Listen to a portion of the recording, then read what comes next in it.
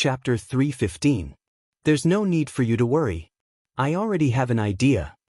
Wang Chong indifferently said, his expression brimming with confidence. After wandering the mountains for so long, it wasn't as if he had come up empty-handed. Rather than being passive, it was better to take the initiative. Wang Chong quickly understood what he had to do. Walking into the study, Wang Chong quickly wrote a few letters. Jingdian, do as I say tomorrow. Bring the spirit vein to the places I've mentioned and go to the Court of Judicial Review to take the deed. After that, send it to the Imperial Palace along with these letters. Divide? Zhao Jingdian's eyes widened as he keenly noticed the hidden meaning in Wang Chong's words. We're meat on the chopping block.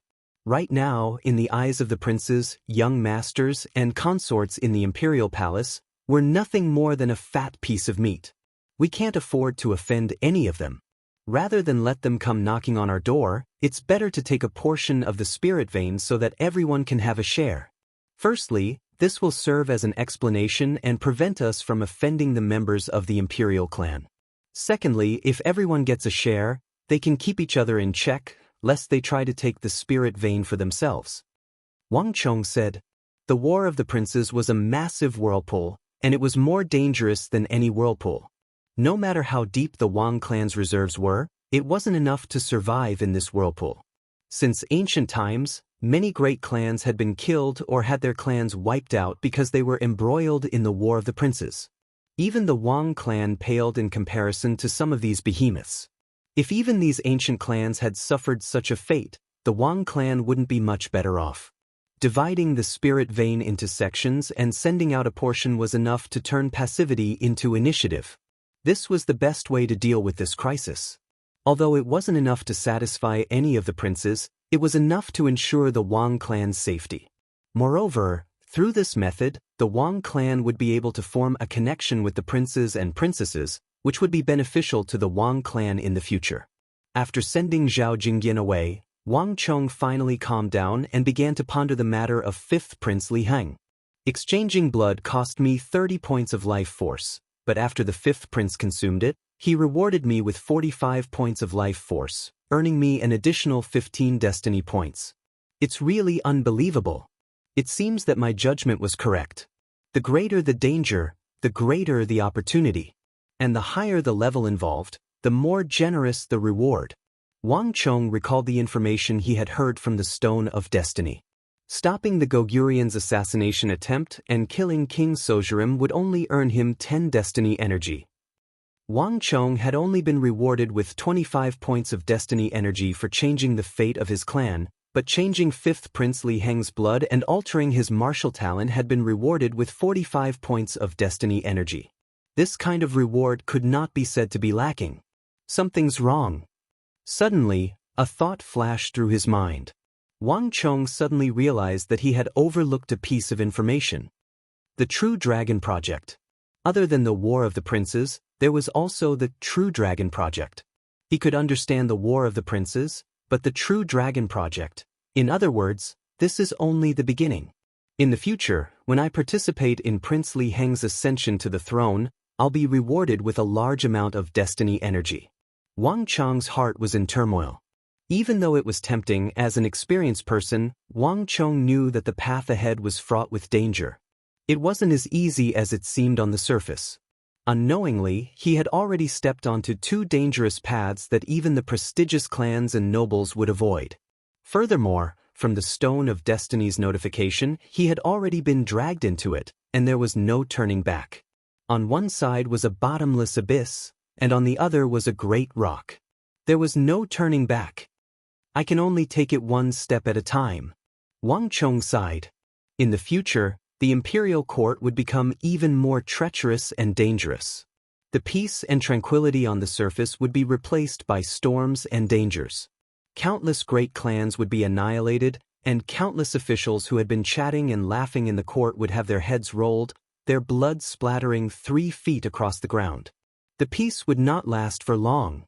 Being dragged into the War of the Princes, into the path of the True Dragon, meant that he would stand at the center of this storm. But Wang Chong was well aware that he had no other choice.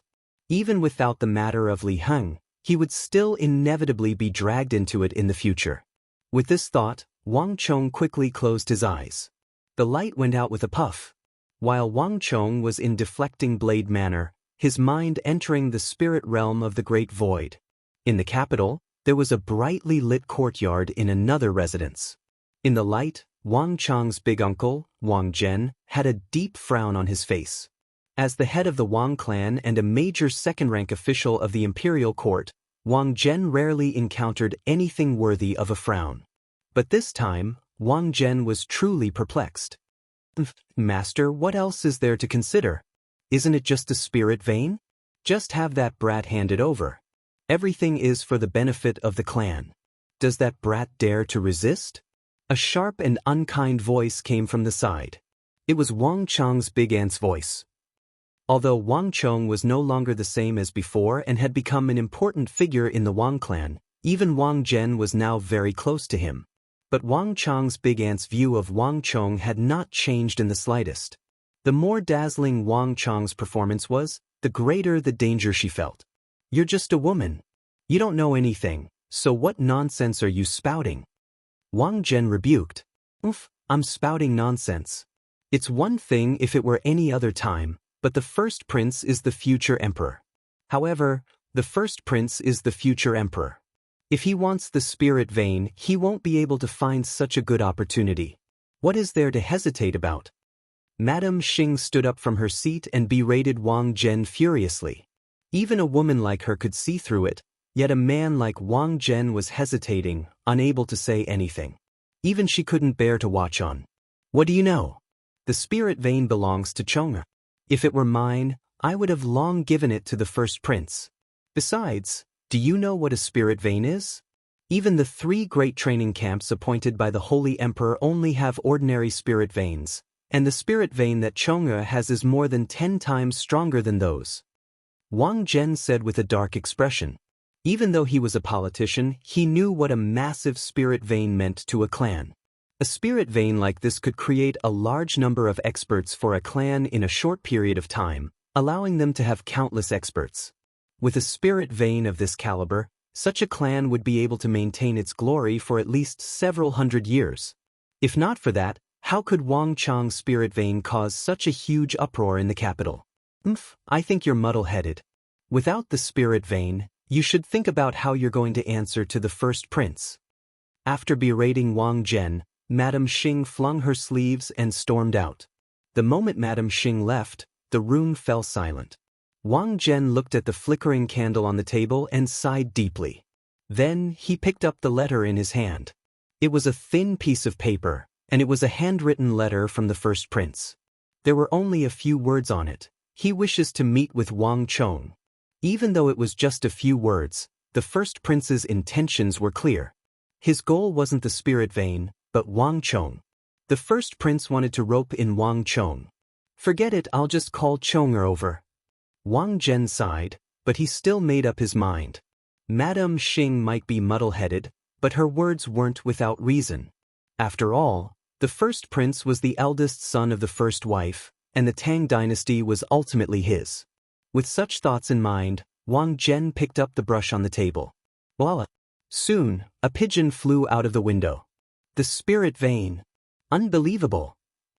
In the depths of the night, several figures, one tall and one short, stood on the opposite mountain, gazing at the spirit vein that resembled a crouching beast. In the darkness of the night, billowing white steam rose into the air, creating a dazzling sight. That was the concentrated spiritual energy in the air. This was a beautiful sight that could only be seen at night. The billowing white steam stretched for several hundred li in the darkness, creating a majestic sight. If not for the news being released, no one would have known that there would be such a majestic sight so close to the capital. That child of the Wang clan is truly inconceivable. Indeed, the baleful aura here is so dense. Even a seer wouldn't be able to divine this place, and there are so many venomous snakes and ferocious beasts around. Yet, he was still able to find his way here. The official road is more than 10 li away. The two of them couldn't help but sigh. When they learned that the owner of the spirit vein was Wang Chong of the Wang clan, and that he had purchased the land deed from the Court of Judicial Review a few months ago, they felt an indescribable emotion welling up within them. This matter was simply too mystical. The name of Wang Chong had just shaken the world after the regional commander's incident, but who could have thought that he would become the owner of this massive spirit vein? In that instant, there was only one thought in the minds of the duo: heavenly means. It might have been a coincidence once, but it might not be the same the second time. At this moment, that 15-year-old child of the Wang clan had already become an unfathomable figure in their eyes. In fact, the two of them even felt a tinge of respect for that child. No, it shouldn't be a child. Most likely, that child was the future successor of the Wang clan, the true successor of Duke Jiu. I heard that the one from the Wang clan has established a deflecting blade manor in the Kunwa training camp and is currently recruiting members. Tell Kuer to go over. That child's future is limitless. If this trend continues, the Wang clan will be like the sun in the sky, even stronger and more glorious than when Duke Jiu was in his prime. If we can form a good relationship with him, we might be able to reap some unexpected rewards in the future. Yes, clan head. I will instruct Kuer to seek refuge with that Wang Chong Gongzi. The other figure replied respectfully. The former nodded and fell silent. Looking from the sky, one could see countless figures lurking in the vicinity of the spirit vein. Tonight, countless experts from the prestigious clans had come to investigate the situation. Chapter 3:16. The night slowly fell silent. In the vicinity of the spirit vein, silhouettes began to slowly retreat. Occasionally, a cry of agony could be heard, but it was soon replaced by silence. Even though the spiritual energy within the spirit vein was dense, no one dared to barge in. After a day of chaos and more than a dozen corpses, everyone knew that there was an extremely formidable figure within the spirit vein. Those who barged in felt as though they had entered a completely different world. Not a single sound could be heard, and a moment later, their corpses would be tossed out like wooden logs. Every single one of them had died a tragic death, as though their hearts had been pierced by 1,000 swords. By now, very few people were foolish enough to barge in. The sky gradually brightened, and the crowd slowly retreated. On top of the spirit vein, a thick layer of fog shrouded the area. The evil emperor gazed into the distance and heaved a long sigh. From dawn to dusk, and then to dawn again, he had dealt with countless groups of spies with ill intentions. Yet, the number of silhouettes outside the mountain only continued to increase. Even the evil emperor felt a slight headache creeping in. Without forceful means, he wouldn't be able to display his benevolence. Fortunately, after killing a few experts who had barged in, the momentum finally came to a halt. Otherwise, the entire spirit vein would become an ownerless land, and anyone would be able to enter and leave freely. As a result, Wang Chong's training plans could no longer be carried out. Let's hope that the momentum can be stopped. The demonic emperor old man sighed, and then he took out a pigeon from his wide sleeve. With a flick of his hands, he sent the pigeon into the sky. Regardless of whether it was good or bad, he should inform Wang Chong of this matter and let him make the final decision. At noon, a green carriage slowly moved along the bustling streets before finally stopping in front of the residence of an important official of the royal court. Wang General, the doors of the carriage opened, and Wang Chong walked out. After spending half a day, Wang Chong finally settled all of his affairs before arriving at Big Uncle Wang Zhen's residence. A tall wall surrounded Big Uncle Wang Zhen's residence. Two massive lions squatted in front of the gate, and two large red lanterns hung down from the walls. Through the open door, one could vaguely see the luxuriant bamboo forest inside, fresh and elegant. Big Uncle Wang Zhen was not a pure warrior. Strictly speaking, he was a civil official. These lush bamboos were exactly the same as the ones in grandfather's four-quarters embassy, in line with the Confucian preference for plums, orchids, chrysanthemums, and bamboos. This wasn't the first time Wang Chong had been here, but his mood this time was very different. About that matter? I should tell Uncle about it. A thought flashed through Wang Chong's mind as he gazed at the majestic Wang residence before him. He had received Big Uncle Wang Zhen's messenger pigeon last night, but Wang Chong did not reply immediately. Instead, he waited until now to pay a visit personally. With a flick of his robe, Wang Chong strode inside. Young master. At the entrance of the Wang mansion, 4 Wang clan guards stood in a line. When they saw Wang Chong, their faces tightened and they revealed respectful expressions. One by one, they bowed in unison. This respect came from the bottom of their hearts, without the slightest bit of pretense. This wasn't Wang Chong's first time here. In the past, everyone thought that the youngest son of the 3rd Old Master would be an unruly and mischievous person, so they couldn't help but look down on him. But in the past half a year, Wang Chong seemed to have changed into a completely different person. Seeing his actions, everyone's respect for Wang Chong grew. Thus, upon seeing Wang Chong this time, the 4 guards immediately stepped forward to pay their respects. "Is Big Uncle in?" Wang Chong asked. "He's in. The 1st Old Master knows that Gongzi will be coming, so he has been waiting in the study." "Gongzi, do you need us to inform him?" "There's no need for that, I can go by myself." Wang Chong waved his hands, stepped over the door sill, and walked in. Passing through garden after garden, waterside pavilions, fake mountains, and bamboo forests, Wang Chong stopped outside Big Uncle Wang Zhen's study. A familiar sniffle could be vaguely heard in the room. Looking at the purple-brown door, Wang Chong's mind was in turmoil, and many thoughts flashed across his mind. There was a matter that he had been trying to avoid mentioning to Big Uncle. But Big Uncle's letter had left him with no way out. Eldest Uncle would never have thought that what he was doing now was completely wrong. The closer he got to the first prince, the more danger he would be in. In his previous life, with his grandfather's influence and illustrious achievements, even though they fell for the Yao clan's schemes and offended the king of Song and King Qi, the Wang clan was still able to survive. But the relationship between Big Uncle and the first prince had destroyed this final sliver of hope. Given Big Uncle's many years of experience and achievements, even if he had chosen the wrong side in every political storm, the worst that could happen to him was a demotion. But he ended up getting swept into the most dangerous war of the crown prince. This was the true reason why the Wang clan fell out of favor, and after Wang Chong's death, it quickly fell into decline. In an instant, the Wang clan fell from a prestigious clan of generals and ministers to the lowest level of society. Wang Chong had been trying to avoid mentioning this point, but at this moment, he had no choice but to bring it up. "Sigh, I hope that Big Uncle can listen to me."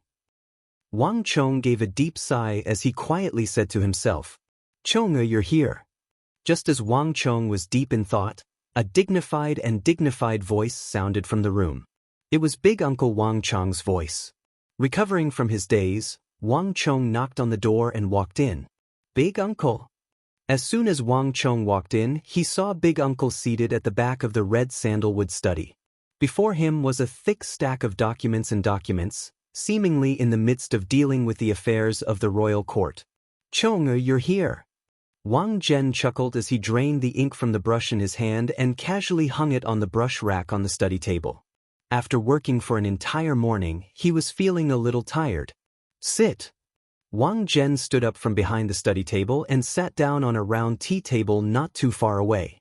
There was a pot of tea and 2 teacups on the table. Wang Zhen first poured a cup of tea for the 2 of them before beckoning Wang Chong to take a seat not too far away from him. The fact that Wang Chong was able to sit so close to him was more than enough to prove the relationship between Wang Zhen and Wang Chong, this pair of uncle and nephew. Wang Chong didn't say a word as he sat down beside Big Uncle. "Chong, how are things in the training camp?" Wang Zhen placed the teacup back on the table and asked slowly. "It's fine." Wang Chong said, "That's good. If there's anything you need our help with, feel free to let me know." Wang Chong nodded. "You should have received my letter, right?" Wang Zhen didn't waste any time and went straight to the main topic. Wang Chong's heart tightened. He already knew what Big Uncle Wang Zhen was going to say. "Chong, I won't hide it from you. Actually, the one who wishes to meet you this time is the first prince. The first prince knows many things about you, and he admires you greatly. Thus, he hopes that you can serve him." Wang Zhen said seriously. "The first prince wishes to recruit me?" Wang Chong raised his head.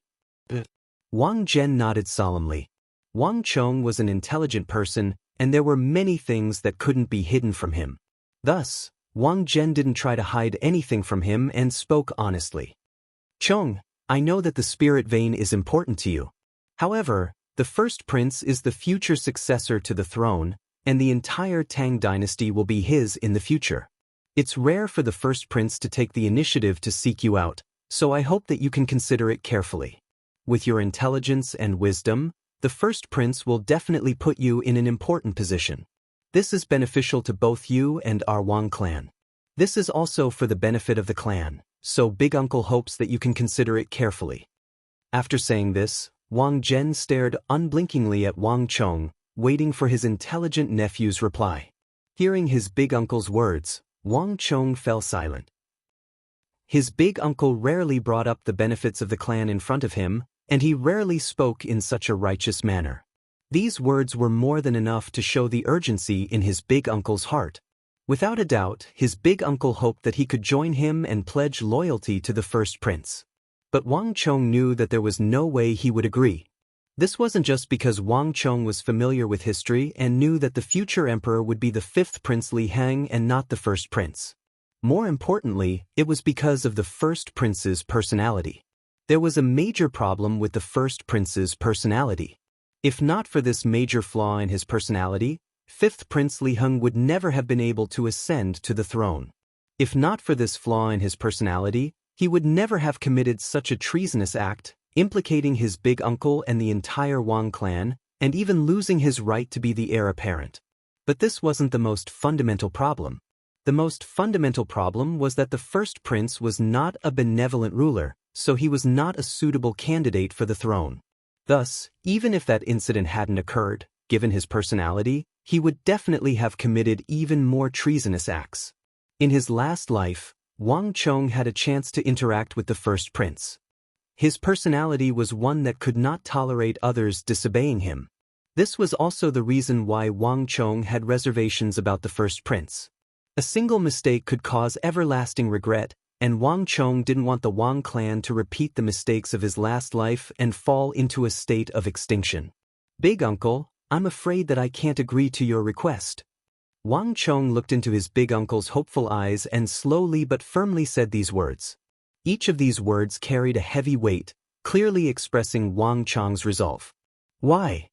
Wang Zhen asked. He knew that Wang Chong wouldn't be easy to persuade, but he hadn't expected Wang Chong to reject him so decisively. There was no room for negotiation. Chong, Big Uncle knows that my request might be a little excessive. But Chong, Big Uncle hopes that you can consider it carefully. After all, the first prince is the future emperor. Wang Zhen said. Given the intelligence, wisdom, courage, and daring that Wang Chong had displayed, if he could serve the first prince, the Wang clan would surely reach even greater heights, perhaps even surpassing his father at his peak. On this point, Wang Zhen shared the same opinion as Madame Xing.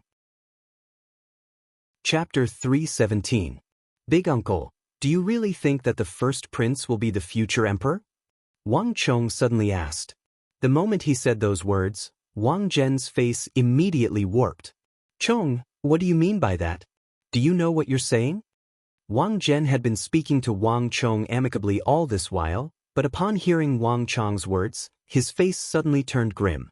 You can only say these words to me. If others misunderstand and think that our Wang clan has ulterior motives, do you know what the consequences will be? If Wang Chong's words were heard by others and spread to the outside world, it would probably cause an earthquake. Big Uncle, I know what I'm doing. On the other hand, Wang Chong's expression was surprisingly calm. He had always been filled with respect for Big Uncle Wang. General, it was impossible to sever the bloodline between them. Not to mention, most of the time, Big Uncle's actions were for the sake of the Wang clan's interests. But regarding the matter of the first prince, Wang Chong couldn't agree with Big Uncle. But Big Uncle, have you ever thought about the consequences of our Wang clan failing to ascend the throne? Those words were like a bolt of lightning crashing into Wang Zhen's head. A look of astonishment surfaced on his face. What would happen if the first prince failed to ascend the throne? Wang Zhen had never considered such a possibility before. Or rather, Wang Zhen had never thought of such a possibility at all. Chong, you're still too young. There are some things that you still don't understand. Since ancient times, only the first prince stands, and the other princes have no hope. Furthermore, you don't understand the first prince like I do. Even though His Majesty hasn't conferred him the title of Crown Prince yet, the first prince's actions are no different from a crown prince's. By the time His Majesty passes away, the first prince's ascension to the throne is already a done deal. Regardless of whether it's in or out of the royal court, everyone has the same opinion on this matter. Wang Zhen shook his head. After the initial shock, he quickly calmed down. His nephew might be intelligent, but he was still lacking in the political arena. This kind of thing could not be achieved by just being smart. One must also have enough life experience and life experience. In Wang Zhen's view, the possibility that the first prince would be unable to ascend to the throne was completely impossible. Uncle. Wang Chong shook his head. I can listen to your opinion on other matters, but please forgive me for not being able to help you with this matter. Eldest uncle said that since ancient times, the elders should not be supported by the young. This point was not wrong. But I would like to ask, if the first prince is really so outstanding, if His Majesty really likes him, then why didn't His Majesty officially make him the crown prince? The matters in the imperial court were treacherous. Eldest uncle thought that he would be able to enjoy glory and wealth by following the first prince. He was really taking it for granted. In the battle of the crown prince, it was extremely dangerous to take things for granted. Wang Zhen's lips parted and he froze. His Majesty had great trust in the first prince, of this Wang Zhen was certain. If that was not the case, he would not have sought refuge with the first prince. Wang Zhen wanted to refute Wang Chong's words, but he was unable to find the words to do so. Because what Wang Chong said was the truth. His Majesty doted on the first prince deeply, and he would even allow him to participate in the royal court from time to time. This was no different from the crown prince. But what was strange was that His Majesty did not confer the first prince the crown prince. It was one thing if the first prince was still young. But the first prince was no longer young. This was something that even Wang Zhen found bizarre, just that he had never mentioned it to anyone before. Chonga, the first prince, is His Majesty's eldest son. If His Majesty didn't like him, he wouldn't have allowed him to participate in the royal court. Besides, just because His Majesty hasn't conferred him a title now doesn't mean that His Majesty won't do so in the future. Wang Zhen argued. Rome wasn't built in a single day. His relationship with the first prince wasn't forged in a single day, but over a long period of time. It was impossible for Wang Chong to change Wang Zhen's impression of the first prince with just a few words and convince him that His Majesty wouldn't confer a title to the first prince in the future. Furthermore, His Majesty is a wise and benevolent ruler, a monarch whose contributions have been unparalleled throughout the ages. Do you think that he would allow such a tragedy to occur in his hands? Wang Zhen said. His words revealed the source of his confidence in the first prince's ascension to the throne. The current Holy Emperor was acknowledged by everyone in the royal court as a monarch. Under his hands, the Tang dynasty was able to escape the previous dynasty's decline and fall into chaos, thus reaching an unprecedented height. Regardless of whether it was in terms of territory or wealth, the Tang dynasty had far surpassed any other dynasty or ruler. With just 600,000 to 700,000 elite soldiers, the Tang dynasty was able to suppress all the surrounding powers. Regardless of whether it was the Uzun Empire, the Eastern and Western Turkic Khaganates, Goguryeo, or Mengshi-Zhao, all of them had to admit that the Tang dynasty's strength was undeniably the greatest, far surpassing theirs. Even the unruly Uzun Empire understood that the reason they were able to maintain a stalemate with the Tang dynasty for so many years was due to the unique geography and altitude of the Uzun Plateau. The Tang dynasty was unable to adapt to the environment of the plateau, so they were unable to occupy the Uzun Plateau. This was the true reason why the Uzun Empire was fearless. After decades of development, the surrounding powers were no longer the same as before. However, they still held a deep respect for the Tang dynasty at the center. And all of this came from the current Holy Emperor. Regardless of whether it was in terms of governance, martial arts, or courage, the current Holy Emperor had reached the limits of all previous emperors. Without a doubt, the current Tang dynasty was the most powerful era in history. If not for the respect shown by the previous emperors in the history of the Central Plains, the current Holy Emperor would have long been crowned with the title of Greatest Emperor of all ages. There were many times when Wang Zhen was glad that he was born in such an era and met such a wise emperor. To those who harbored vengeance, this was a rare opportunity that only appeared once in 1,000 years. There was no way Wang Zhen would believe that such a tragedy would occur in the hands of such an emperor. Looking at the serious and confident expression on his big uncle's face, Wang Chang's heart felt heavy. Even now, his big uncle was still unaware that he was walking on a path of no return. His Majesty was indeed wise, but this had nothing to do with what his big uncle wanted him to do. Perhaps his big uncle still didn't know that in the hands of the Holy Emperor, not only would such a tragedy occur, there would also be many things that his big uncle would never be able to imagine. There were simply too many doubts in this matter. Even as someone who had experienced it personally, there were many things that Wang Chong couldn't understand, needless to say, his big uncle. However, there was one thing that Wang Chong was certain of. What his big uncle was doing was slowly dragging the Wang clan into the deepest abyss of all clans, the deepest abyss of darkness. If he couldn't stop his big uncle, no matter how glorious the Wang clan seemed to be at the moment, it would only be a fleeting moment in the future, repeating the same mistakes of his previous life. Since his big uncle was still obstinate, he could only find a way to wake him up.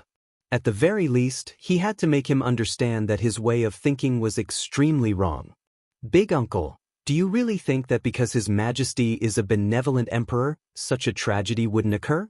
Throughout history, no matter how wise the emperor was, he was unable to control such a tragedy. Emperor Wu of Han, Lu Che, unified the western regions and conquered Jiaoxi. For the first time, he pushed the influence of the Central Plains into the western and southern borders.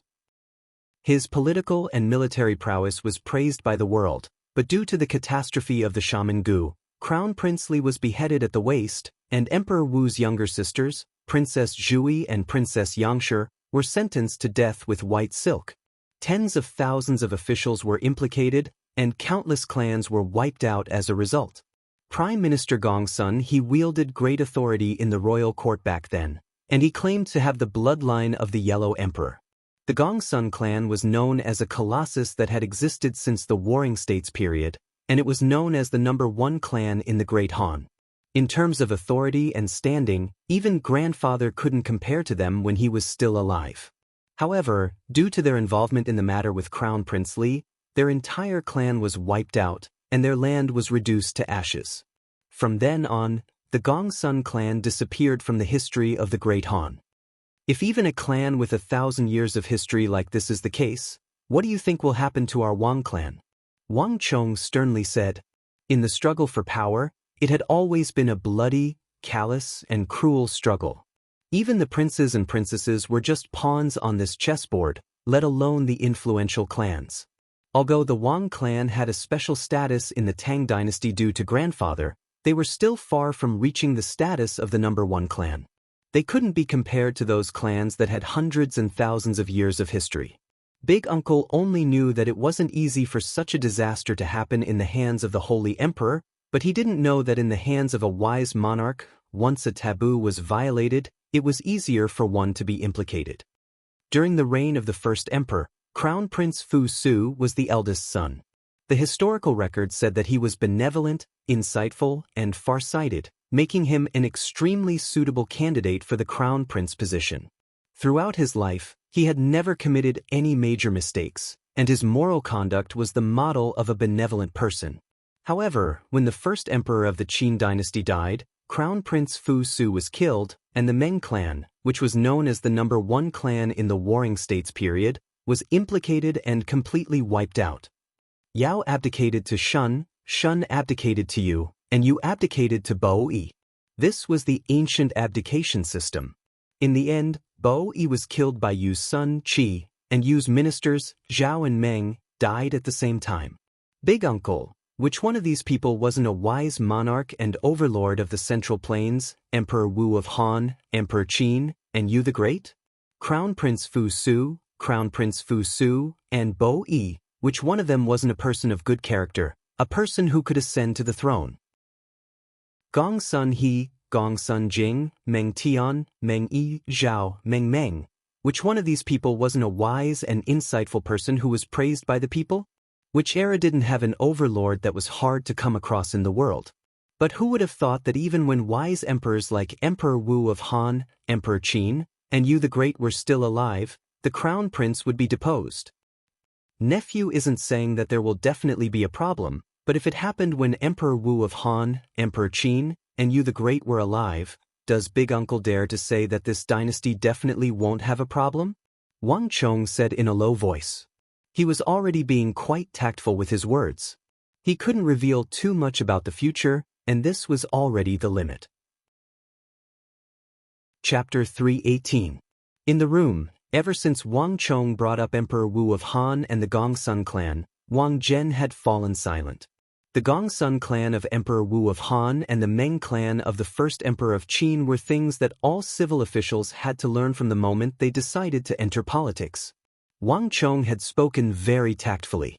At their peak, the Gongsun clan and the Meng clan were not existences that the Wang clan could compare to. As for Gongsun He, Meng Tian, Meng Yi and the others, even though Wang Zhen considered himself an important official of the royal court, possessing the right to participate in politics and having a clear understanding of the structure of the royal court, he was still lacking compared to these truly renowned generals. Chong, what do you want to say?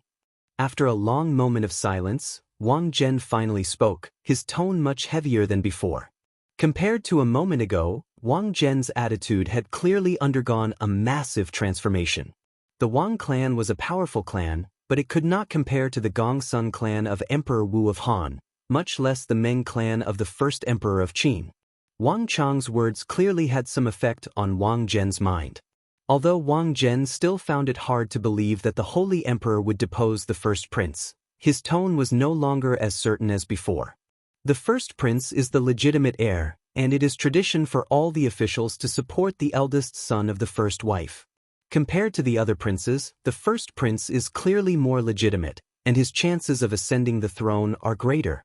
Chong, do you want our Wang clan to change its attitude toward the first prince because of this possibility? Wang Zhen sternly said. It wasn't easy for him to say these words. One must know that Wang Zhen had summoned Wang Chong over to have him swear loyalty to the first prince. I'm not saying that we won't support the first prince. Wang Chong seriously said. Big Uncle, do you still remember the Weijin Nanyang incident? Hearing Wang Chong's words, Wang Zhen's body visibly trembled, and he arched his back slightly. It was clear that Wang Chong's words had moved him. In the Wang clan, Wang Yan and his son walked the path of generals while Wang Zhen walked the path of civil officials. Quoting scriptures was a matter for the civil officials. Naturally, Wang Zhen knew what Wang Chong was talking about. It was precisely because he knew that Wang Zhen completely understood Wang Chong's plan. Are you trying to say that you want to imitate Zhuge of Nanyang? Wang Zhen looked at Wang Chong said. Yes. Wang Chong nodded seriously. The history of this world was the same as the one he was familiar with. It also had the story of the three kingdoms, Wei and Jin. However, the span of time was not as long, nor was it as intense and glorious, nor did it leave behind such a glorious chapter in this world. However, the Zhuge family was divided into three, and the three branches were loyal to three different forces. Thus, the Zhuge family was able to survive in the chaotic world. This was a strategy that allowed the aristocratic families to survive and protect themselves. I understand. Wang Zhen let out a long sigh. But Chong, do you really understand what the Zhuge clan of Nanyang is doing? Wang Chong nodded. We are still far from the point where we need to do such a thing. I just feel that we shouldn't rush this matter. Perhaps, in the future, our Wang clan might even side with the first prince. However, I feel that we are still far from the point where we need to choose sides. Wang Chong spoke these words seriously, enunciating every single one of them. Chong, I already understand your intentions. Wang Zhen let out a long sigh. He had completely failed in his attempt to persuade the other party. Even though he was disappointed, Wang Chong's words weren't without reason. The two of them were thinking for the sake of the clan. Wang Zhen wanted to recruit Wang Chong so that he could pledge loyalty to the first prince together with him. It was the same for Wang Chang's rejection. Even though the paths they chose were different, their goals were the same. From this aspect, Wang Zhen actually felt happy for Wang Chong. At the very least, Wang Chong had learned to think for the sake of the clan. You have already grown up. Big uncle is happy for you. Wang Zhen's heart was filled with complicated emotions. We'll do as you say then. I already know how to reply to the first prince. In the Wang clan, he was already in his 50s, and Wang Chang's father wasn't young either. The second generation of the Wang clan had already reached the peak. After that, it would be Wang Chong, Wang Li, Wang Bei, and Wang Fu's turn. It was about time for the third generation of the Wang clan to grow up. Regardless of whether Wang Chang's decision was right or wrong, or if it was proven that he had missed out on an important opportunity in the future, Wang Zhen was willing to support Wang Chang's decision. This was the price that the next generation of the Wang clan had to pay and grow up through. When Wang Chong came, he was filled with ambition.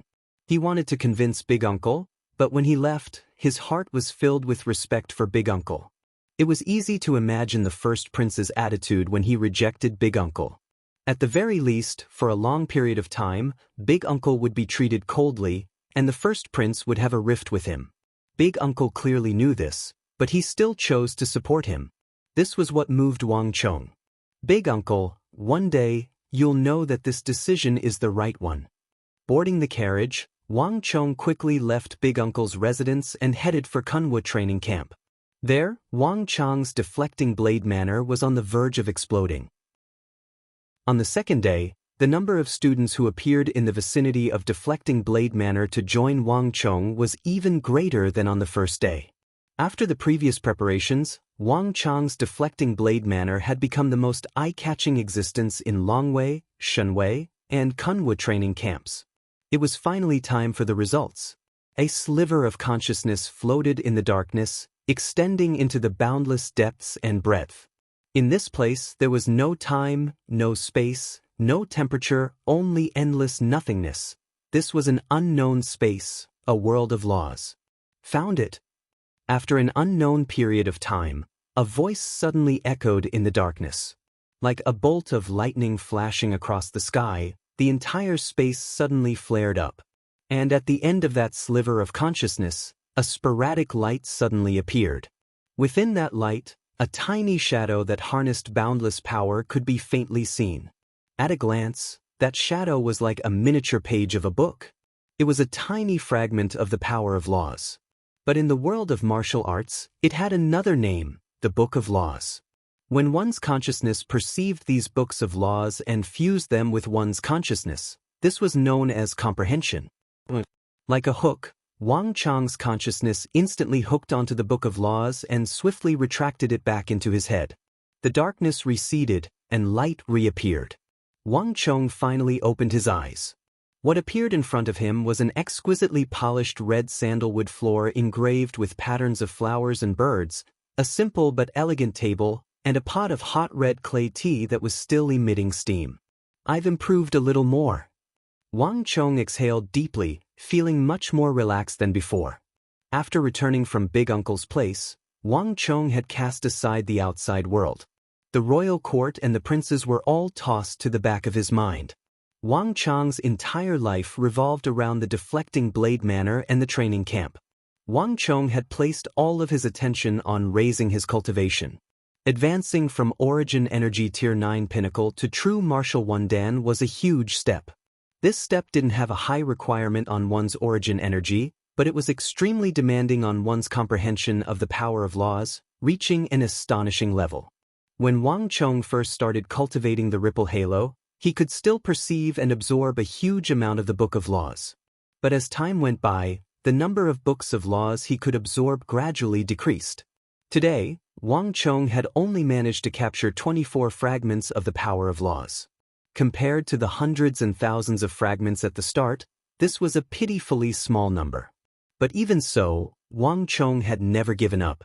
In the initial stages, the more one comprehended the power of laws, the more power of laws one could absorb, and the higher one's achievements would be in the future. This was a small trick in martial arts cultivation. It was often overlooked by many, but it had a huge effect. Thus, even though he had already met the requirements to reach true martial realm, even though he could only absorb 20 fragments of the power of laws each day, Wang Chong had never given up on accumulating knowledge in this aspect. Accumulating knowledge to unleash it. This was what Wang Chong was currently doing. After several months of accumulation, Wang Chong felt that it was about time. Perhaps it's time to ask Instructor Zhao for that item. Wang Chong thought. In order to advance from Origin Energy Tier 9 to True Martial 1 Dan, other than possessing a certain level of comprehension of the laws, one also needed to compress the power of laws into one's body. And in this training camp, other than the 100 great generals, there was also the War Halo technique that Wang Chong desired the most. It was in the hands of Instructor Zhao Qianqiu, Wang Chong's immediate superior. This War Halo technique had been completely forgotten in Wang Chong's previous life. Not a single person in the training camp, including Su Hanshan, had managed to learn it. And for some reason, Zhao Qianqiu had never imparted it to anyone. Wang Chong had no idea what kind of secret or reason lay behind it, but what he knew was that among the war-type halos that could be used on an entire army, the one stored in this training camp was definitely one of the strongest. Every time he thought about how Zhao Qianqiu had never imparted it to anyone, Wang Chong couldn't help but feel that it was a pity. But Wang Chong wasn't in a hurry. Getting up from the floor, Wang Chong walked to the red sandalwood table, picked up the red clay teapot, and brewed a cup of tea for himself. Slowly sipping on it, he savored the fragrance in his mouth with a look of satisfaction on his face. Life wasn't just about strength and cultivation. According to the saying of the other world, there should also be poetry and distance. Savoring life and living in the present. This was what Wang Chong had come to after his reincarnation. The future was important, but cherishing the present was even more important. Hong Long. Chapter 319. The deflecting blade manor was bustling with activity. Initially, it only had Wang Chong, Zhao Jingdian, and a few others, but now, it had grown to nearly 100 people. There were people playing around, and there were all sorts of people. Initially, Wang Chong's deflecting blade manor was only meant to recruit candidates from Kunwa training camp. However, due to the addition of the Longwei and Shunwei battalions, Wang Chong's original plan had exceeded Wang Chong's expectations. Thus, the deflecting blade manor was temporarily lacking. Gongzi! Outside the gate, a square-headed, big-eared youth with an ordinary appearance but an extremely determined expression saw Wang Chong. He respectfully bowed and said, "Wang Chong, I'll be waiting for you. The candidates for today's examination have already been arranged. All that's left is for Gongzi to test them." His voice was neither servile nor overbearing, but extremely respectful. He wasn't Zhao Jingdian, who stood by Wang Chong's side, but Wei Anfang, whom Wang Chong had poached from Longwei training camp. Wang Chong's judgment was spot on. Wei Anfang was currently at his lowest, and the most ostracized. More importantly, Wei Anfang had offended the eldest son of his clan in Longwei training camp. Thus, when Wang Chong's invitation arrived, Wei Anfang was overjoyed and agreed without any hesitation. With this invitation from Wang Chong, Wei Anfang was able to easily shake off the pressure from his clan and elder brother.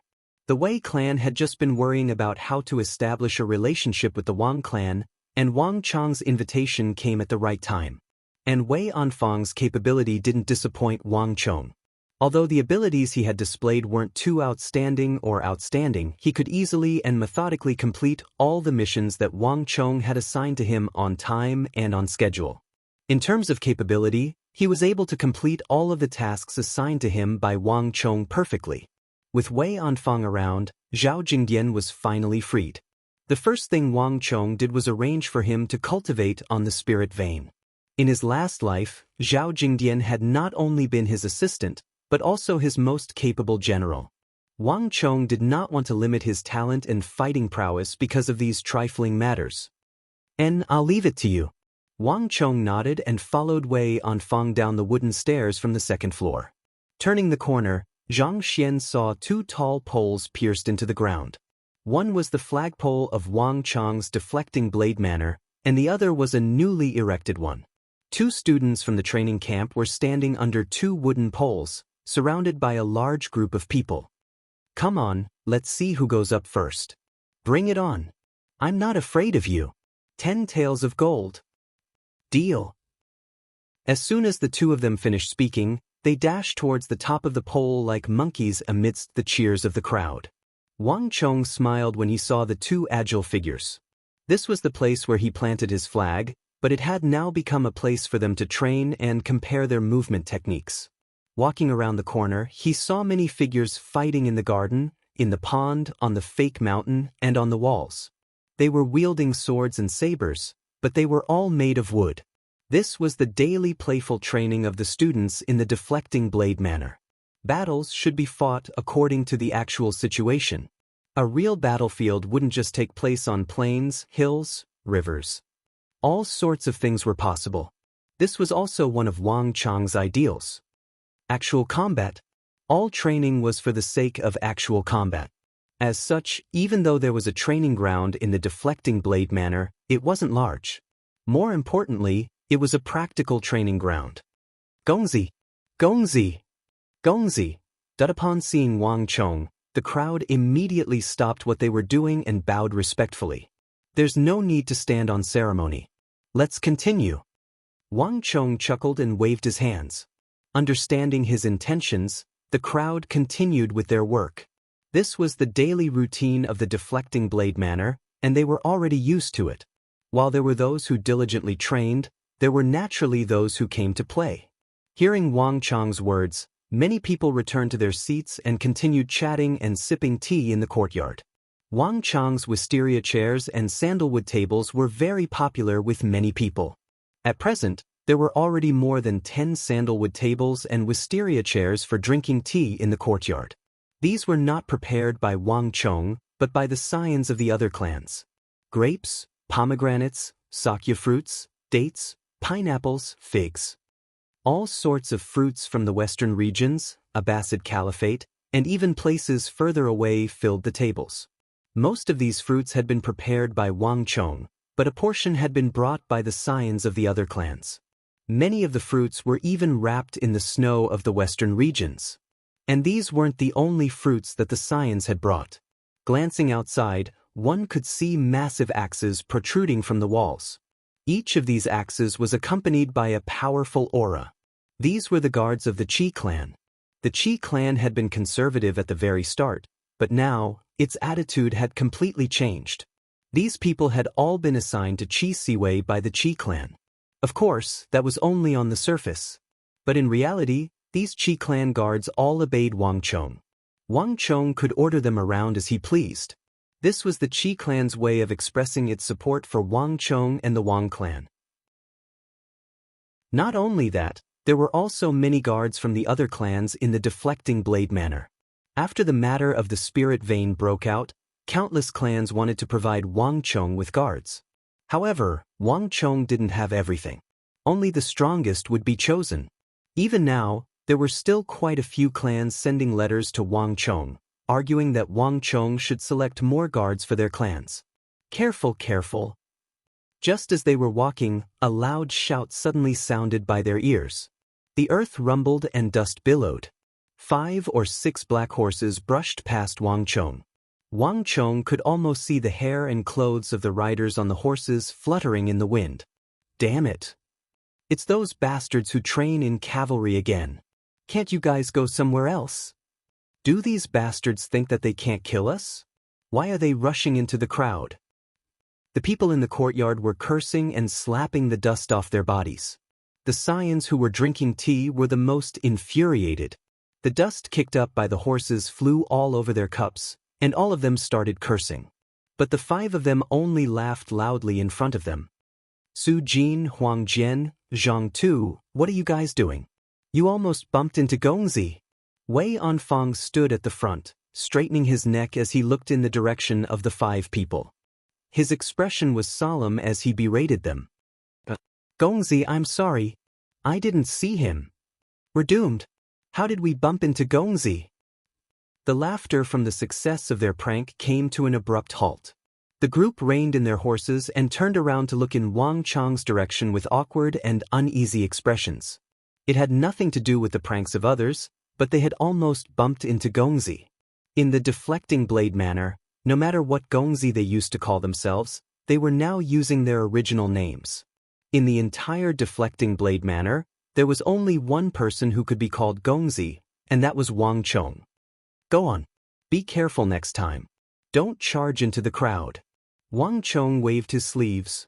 Yes, gongzi. Receiving the order, the crowd felt as though they had received a great pardon. They quickly passed through the gates of deflecting blade manor and headed for another mountain, leaving a trail of dust behind them.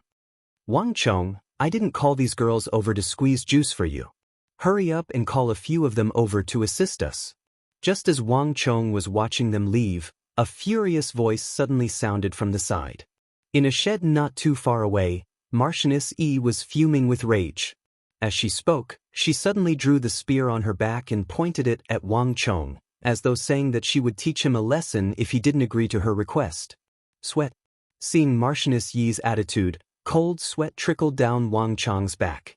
He had called Marchioness Yi over so that she could share his burden. But who could have thought that birds of a feather flock together? The ladies that Marchioness Yi brought in started to help Zhang Xian with the juices, acting as his assistant due to their graceful nature.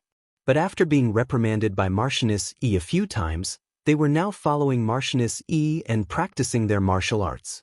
Unlike those scions, Wang Chong couldn't order a single one of them around. Anfang, find a few brothers to help Marchioness Yi. Wang Chong turned to Wei Anfang and said, Got it. Wei Anfang's complexion wasn't too good either, and the gorgeously dressed girls around Marchioness Yi burst into laughter. Wei Anfang felt even more uncomfortable. He had always tried his best to avoid this place. As the only Marchioness of the Tang dynasty, even Wang Chong couldn't subdue Marchioness Yi, needless to say, him. He remembered it all in the past, but for some reason he had forgotten about it this time. That's more like it. Let's go. Having received a satisfactory answer, Marchioness Yi smiled and waved her hands, letting Wang Chong off. Wang Chong, what about me? When are you going to hand over your intelligence network? Before Wang Chong could take a few steps, a figure suddenly appeared and blocked Wang Chong's path. She looked at him with hostility. Beside her was an old nanny with unfathomable cultivation, who was also staring at Wang Chong like a tiger watching its prey. The only person who could barge into Wang Chong's deflecting blade manor and speak to Wang Chong in such a manner despite not being a member of the deflecting blade manor could only be a member of the royal family, Princess Ni Huang. Ever since Wang Chong was right about Li Yichao, this princess of the royal family had been hanging on to Wang Chong's residence, keeping an eye on Wang Chong at all times. Your Highness, I've already told you. I don't have any intelligence network at all. Everything is from the military. Wang Chong explained, with a smile, appearing to be extremely patient. Don't try to fool me. I've already asked. When you told me about Li Yichao losing the Black Mountain, even the Biting Protectorate Manor didn't know about it. Where did you get the intelligence from the military? With a frosty face, Princess Ni Huang exposed Wang Chong mercilessly. She wasn't a naive person. After Li Yichao's matter was verified, she immediately started investigating the situation in the north. In the end, she realized that even the Biting Protectorate Manor didn't know about the loss of the Black Mountain, and yet, a person like Wang Chong, who had been holed up in the capital's training camp, knew about it. Chapter 320. Teach a man to fish and you feed him for a lifetime. Princess Ni Huang's judgment was that Wang Chong, or perhaps the Wang clan, definitely possessed an extremely secretive and fast information channel. Princess Ni Huang's thoughts were simple. She wanted Wang Chong to hand over such a secret source of information. To be able to obtain information from the Black Mountain so quickly, this kind of intelligence system was probably even more important than the spirit vein. These were Princess Ni Huang's thoughts. Thus, during this period of time, she did nothing but stay in Wang Chong's deflecting blade manor to keep an eye on him. Anyway, Wang Chong couldn't drive her away. She wouldn't give up until she got her hands on the intelligence system in Wang Chong's hands. Princess, there's nothing I can do if you don't believe me. In any case, I've already said that I don't have a secret, fast private intelligence channel like you think I do. Wang Chong shrugged with a smile. There was nothing wrong with him in the first place, so it was useless for Princess Anai Huang to force him. Since Princess Anai Huang was willing to stay here, there was nothing he could do. You'll show your foxtail sooner or later. I'll catch you sooner or later. Seeing how stubborn Wang Chong was, Princess Anai Huang threw down those words and stormed back into Marchioness Yi's bamboo shed, glaring at Wang Chong with a frosty gaze. Princess, have some pomegranate juice to calm down. By the side, Marchioness Yi tossed a cup of drink over with a smile, but it was caught by Princess Anai Huang. Thank you, Sister Yin. The reason why he invited Marchioness Yi over was so that she could mediate the relationship between Zhang Xian and Princess Anai Huang, but the two of them ended up chatting with one another instead. This was something that Wang Chong could never have imagined. Walking past the bamboo hut that Marchioness Yi had erected, Zhang Xian arrived at a large hall. This was the most important chess hall in the Deflecting Blade Manor. This was the largest building in the Deflecting Blade Manor. This was something that Wang Chong had attached great importance to from the very beginning. Young Master. Inside the chess hall, upon seeing Wang Chong, several guards tensed up and hurriedly stepped forward to greet him. Wang Chong stretched out his hands and gestured for everyone to be quiet. In contrast to the hubbub of voices outside, the vast chess hall was completely silent. The 20 to 30 examinees were deep in thought, and opposite them, the examiners were fighting against each other around the chessboards. As a general, it wasn't enough to just rely on his martial prowess. He also needed to have wisdom and understand the art of war. This was the first-level examination that Wang Chong had arranged. All examinees who wished to join Deflecting Blade Manor had to pass the examination on the first floor before they could enter the chess hall. And the examinees who had already joined the chess hall could also replace Wang Chong in inspecting the next batch of examinees.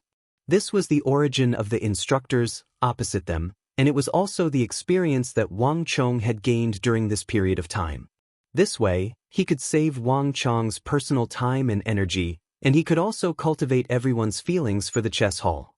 At the same time, he could also strengthen the importance that the students of the training camp placed on the art of war. At the very least, he could make them learn to be flexible in their thinking. Without alarming anyone, Wang Chong walked up a spiral staircase to the second floor of the chess hall. Gongzi! Upon seeing Wang Chong, the dozen or so students bowed respectfully, their gazes brimming with respect and anticipation. It was as if they weren't looking at someone of the same generation. In the training camp, with his extraordinary background and the existence of Deflecting Blade Manor, Wang Chong had long since become an idol in the hearts of the students.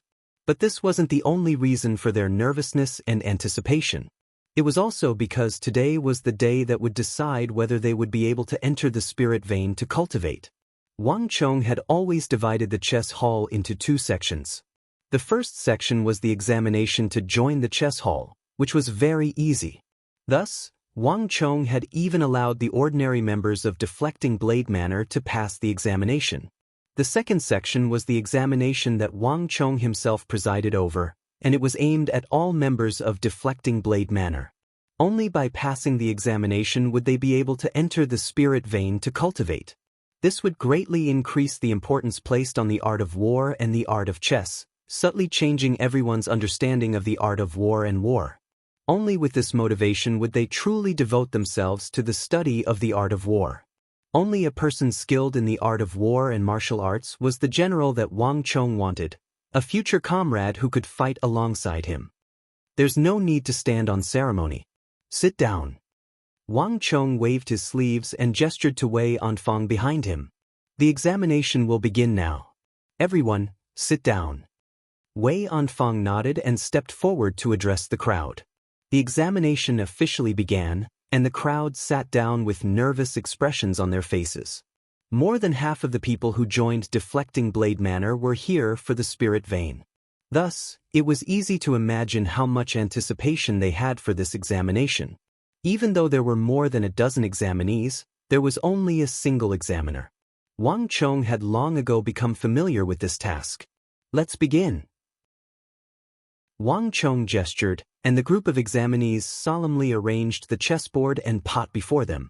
Wang Chong walked over and placed his stones one by one, starting from the first piece on the first row to the last piece on the last row. Wang Chong's expression was relaxed and content, and he began playing without any hesitation. As someone who could defeat even war god So Yong-sun, it was naturally a piece of cake for him to deal with these students who didn't have much of a foundation. The second floor of the chess hall quickly fell silent, and everyone wore nervous and solemn expressions. The examiners on the first floor were only examinees here. At this moment, the one who was the most relaxed was Wang Chong. After he was done, Wang Chong even had the leisure to look out the window at the bustling construction work behind the deflecting blade manor. Ever since he decided to join Longwei and Shunwei, Wang Chong's deflecting blade manor had been running out of manpower. From that moment on, Wang Chong began to prepare for the expansion of deflecting blade manor. Other than the summit, Wang Chong also planned to build several courtyards halfway up the mountain to increase the space for entertainment and activities. A significant portion of the examinees here were scions of prestigious clans. Their goal here was to have fun. Wang Chong didn't intend to build this place into a training ground, so it was necessary to have some space for entertainment and activities. Halfway through the game, Wang Chong's eyebrows suddenly twitched. This person is a little different. Wang Chong carefully examined the second person in the third row. This was a youth with abnormally fair skin. His eyebrows were extremely delicate, and the contours of his face were extremely soft and beautiful, as if they had been painted by a master painter. His every movement, be it the slight crease of his eyebrows or the slight pursing of his lips, was elegant and refined. He seemed more like a woman than a man. More importantly, Wang Chong realized that he didn't have an Adam's apple. Even though he had been trying his best to conceal it with his head lowered, Wang Chong was still able to see through it with a single glance. A woman? Wang Chong's eyelids twitched.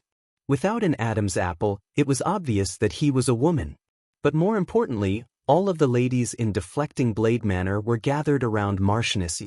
Why was there a woman here? Furthermore, even by the standards of a man, the youth before him was extremely beautiful. If he were to revert back to his female attire, he would surely be a peerless beauty. Anfeng, who is this person? Wang Chong walked to the side and beckoned for Wei Anfeng to ask. Su Chong. Wei Anfeng replied without any hesitation. He knew all the people and matters that he had dealt with like the back of his hand. This was also one of the reasons why Wang Chong admired him so much. Which training camp did he come from? Longwei. Gongzi, what's wrong? Is there a problem? Wei Anfeng asked in confusion. He couldn't help but glance at the black-haired youth once more. Nothing at all. Wang Chong waved his hands with a smile.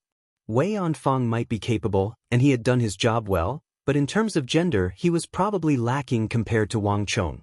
At the very least, Wang Chong could tell that he didn't have an Adam's apple. Su Chong. This fellow is here for me. Wang Chong chuckled. Turning to look at the black-haired youth, he saw the cross-dressing black-haired youth glancing at him indignantly. But it was only a single glance before she lowered her head, revealing a fair and elegant neck. Su Clan. It's Longwei training camp again. And they're even skilled at chess. Looking at the black-haired youth, Wang Chong's mind was in turmoil. All of a sudden, a thought flashed across his mind, and a person came to mind. Su Yiqin, the daughter of the capital's Su clan. She was definitely an influential figure in the capital. Furthermore, in Longwei training camp, this woman was extremely famous. She was definitely on par with his second sister, Wang Zhuyen. More importantly, Wang Chong vaguely recalled that she seemed to be an incredible chess player. If I'm not mistaken, it should be her. Wang Chong smiled. Other than a small portion of the candidates who had entered deflecting blade manor, most of them had been recruited through the chess hall. As such, there were some whose names and backgrounds Wang Chong didn't know. Without a doubt, Su Chong was a fake name. But at the very least, he hadn't changed his surname, so there were still some clues left behind. Is it because you're indignant? That's why you came here to compete with me? Wang Chong chuckled. He vaguely remembered that the person from the Su clan was an extremely proud existence. Most likely, it was because he heard that Zhang Xian was recruiting students for the deflecting blade manner on a large scale and used chess as the standard for the examination that he came here to compete with him. And that was indeed the case. When Wang Chong played with her, he could clearly sense that she was far more skilled than the others. It could even be said that they were on a completely different level. Furthermore, when he was playing with her, Wang Chong could clearly feel a strong sense of challenge from her, one that was brimming with hostility. If he wasn't mistaken, she wasn't here for the spirit vein. I vaguely recall that she's quite skilled in logistics. Wang Chong thought. The Tang dynasty was a world of men, and it was extremely difficult for women to stand out. The fact that Su Yiqin was able to make a name for herself among the male students of Longwei training camp was a testament to her capabilities. But more importantly, Wang Chong still remembered that she was skilled in logistics. Everything had been arranged in an orderly manner. In his previous life, when the Su clan was recruited by King Qi, Su Yiqin naturally joined King Qi. With this woman's assistance, King Qi was like a tiger that had grown wings. In his previous life, she had caused quite a bit of trouble. In terms of logistics, King Qi didn't have to worry at all. If I can poach the Su clan or this woman over, that would be great. Chapter 321. The Su clan was a major clan in the capital. Even though it wasn't a clan of ministers and generals like the Wang clan, it was by no means inferior. If Wang Chong could pull it over to his side, it would be of great help to him. More importantly, the Su clan was still far from being recruited by King Qi. But it was easier said than done. The Su clan was a massive power, and at this stage, it was unlikely that it would submit to any clan. Moreover, Su Yiqin was a proud swan. Otherwise, she wouldn't have used an alias to compete with him in chess. It wouldn't be easy to recruit her. Not to mention, given her reputation in Longwei training camp, she was probably even stronger than him. If Wang Chong wanted to recruit her, he would have to give her a show of strength. Hee. At this point, Wang Chong already knew what he had to do next. From first to last, Wang Chong's expression remained the same, as if he hadn't noticed anything and continued to play. In truth, Wang Chong's standard was far above that of these people. Seeing Wang Chong devouring their stones in large batches, and a large portion of the chessboard filled with Wang Chong's black stones, the examinees of the deflecting blade manor were already drenched in cold sweat from nervousness. Wang Chong didn't make things too difficult for them. After assessing their skill level and feeling that it was about the right level, he let them pass. Only on Su Yiqin's side, Wang Chong didn't hold back. If Wang Chong had only used 10 to 20% of his strength against the others, then against Su Yiqin, Wang Chong had used 60 to 70% of his strength. It was precisely because of this 70% that Su Yiqin, despite being far stronger than the other examinees, suffered an even more tragic defeat. At the start, Su Yiqin's brows were knitted tighter and tighter. Eventually, she bit down on her lips, cold sweat dripping down her fair forehead. In the end, his face turned pale. In the beginning, Su Yiqin still wanted to struggle and resist, but when Wang Chong increased the intensity of his attacks, Su Yiqin's line of defense was completely routed. He had lost more miserably than anyone else. Pa! Wang Chong placed down the last chess piece. His expression was the same as usual. He didn't say anything, as if he didn't see Su Yiqin's pale face. Now, I will announce the list of finalists. Zhou Yao, Su Yongyuan, O Yangchun, Chang Wu, Sun Zhongshu. Wang Chong began to announce the names of the finalists one by one. Those whose names were called out all cheered excitedly. However, Su Yiqin or Su Chang's name was not among them. All right, Wei Anfang, make the arrangements. Give those whose names are called a token and send them to the spirit vein to cultivate. Yes, young master. Wei Anfang said respectfully. Wang Chong didn't say much. After arranging everything, he flicked his sleeves and walked downstairs. Wait a moment. A voice suddenly called out to Wang Chong. Su Yiqin suddenly stood up from her seat, pointed a finger at the people around her, and said in dissatisfaction, "Why is it that their chess skills are beneath mine, but they are still qualified? Even though my chess skills are higher than theirs, why can't I enter the spirit vein? Even though she had lost, she wasn't even qualified to enter the spirit vein despite her superior chess skills. This made Su Yiqin extremely displeased. With your standards, you say that you are superior after losing 200 points? You can only bring this matter up when you raise your standards. You! Su Yiqin's face paled in anger. Wang Chong ignored her. With a cold snort, he flung his sleeves and walked down the stairs. This woman isn't simple. If he didn't remember wrongly, even Yao Feng had suffered under her hands. Since the other party had changed her name to Su Chong, I should pretend that I don't know her. Even though I don't know her. Otherwise, if she were to go on a rampage, her fighting prowess wouldn't be beneath Marchioness Yi's. Bastard! After Wang Chong left, Su Yiqin finally slammed her palm on the table. The rosewood table, known for its toughness, density, and toughness, shattered into smithereens under Su Yiqin's palm, shocking the crowd. Su Yiqin knew that Wang Chong was definitely targeting her. The strength he displayed when playing chess with her was completely different from others. He seemed to be merciless towards her. Even now, Su Yiqin still couldn't figure out what went wrong. Could he have seen through her disguise? But even so, he shouldn't have been able to recognize her as Su Yiqin, right? Furthermore, even if her identity was exposed, there was no reason for him to be so hostile towards her, right? It was all directed at her. What are you looking at? Do you think that I can't afford it? Su Yiqin tossed a few gold ingots on the table and stormed off. Walking through the bustling crowd, Su Yiqin didn't alarm anyone. Outside the gates of the Deflecting Blade Manor, a maid who had been by Marchioness Yi's side was waiting with her back bent. "Young mistress, how is it?" The maid was small and dainty, and when she spoke, she lowered her voice so that only Su Yiqin could hear her. "Forget it, let's go." Su Yiqin was still fuming when she was on the second floor of the chess hall, but the moment she stepped out of the gates, she surprisingly calmed down. The Spirit Vein's revelation and Wang Chong's recruitment of members for the Deflecting Blade Manor near the Kunwa training camp had attracted the attention of nearly everyone in the capital. For a moment, the Wang clan had become the center of attention, and even the members of the royal family had gotten involved. And as the Wang clan's Qilin son, Wang Chong was known to everyone. Back then, when Su Yiqin heard the news from Longwei training camp, she felt indignant and wanted to teach Wang Chong a lesson.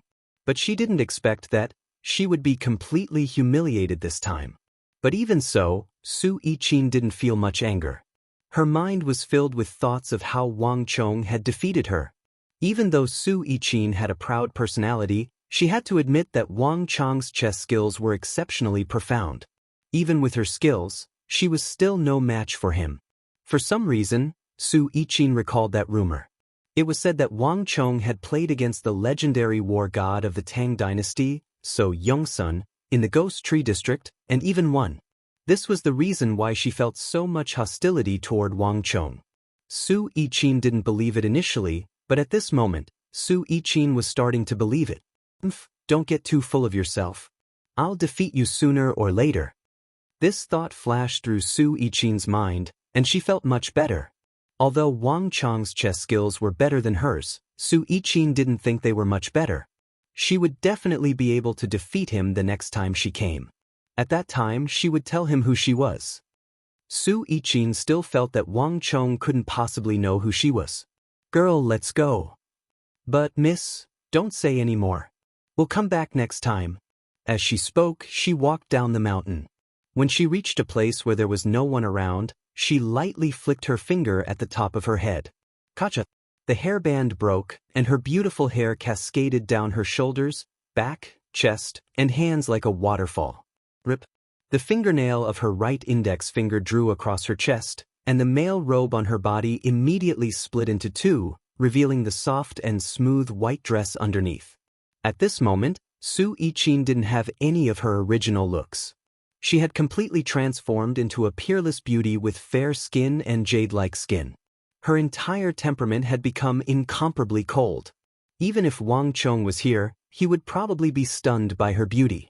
Her pitch-black hair made Su Yiqin's skin look like white jade. It was truly pitiful. And the most heart-stirring thing was Su Yiqin's final step. She took out a dark red rouge paper from her bosom and lightly touched it with her red lips. Immediately, her originally cold temperament had an additional trace of heart-stirring red lips. It was like a burning flame, soul-stirring. Su Yichin put away the rouge paper and called out to someone in the distance, "Nay." A carriage that had been hidden in advance immediately rushed out from the forest. Su Yichin raised her dress slightly and boarded the carriage together with her dainty maid. A cloud of dust rose as the carriage disappeared into the distance. Wang Chong didn't know about Su Yichin's matter. After leaving the deflecting blade manor, passing through the valley where the training camp was located, Wang Chong headed straight for the main peak. In a grand hall on the main peak, Wang Chong met with his instructor, Zhao Qianqiu. "Wang Chong, why are you here?" Zhao Qianqiu asked in delight. The hall was shrouded in darkness. When Wang Chong walked in, Zhao Qianqiu was seated in front of a bronze table, doing something seriously. At first glance, Wang Chong couldn't get a clear look, but when he took a closer look, he couldn't help but smile. Placed before Zhao Qianqiu was a chessboard, and upon closer inspection he realized that the game on it was clearly the one he had played with Zhao Qianqiu previously. "Brat, what are you laughing at?" A snake-like arm abruptly reached over and wrapped around Wang Chong's neck, twisting it so tightly that Wang Chong's neck reddened. "No, I wouldn't dare to laugh at you." Wang Chong hurriedly released his arm and admitted defeat. What a joke!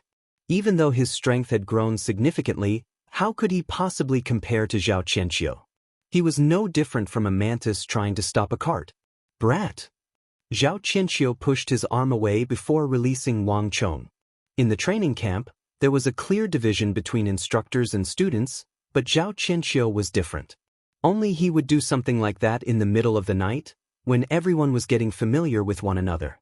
Similarly, there were only a handful of instructors like Zhao Qianqiu who were willing to play around with their students without putting on airs. Of course, Zhao Qianqiu didn't treat everyone like that. Ever since he lost to Wang Chong in the chess hall, Zhao Qianqiu didn't dare to teach Wang Chong at all. Correspondingly, Wang Chong was also bound by many restrictions, allowing him to enjoy his freedom. "Speak, what's the matter? You don't come here often." Zhao Qianqiu smiled. "Instructor, I wish to learn the halo of Dusk Stallion." Wang Chong said. "What did you say?"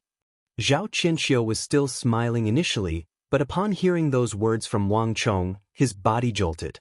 The smile on his face vanished, and he stared at Wang Chong in shock.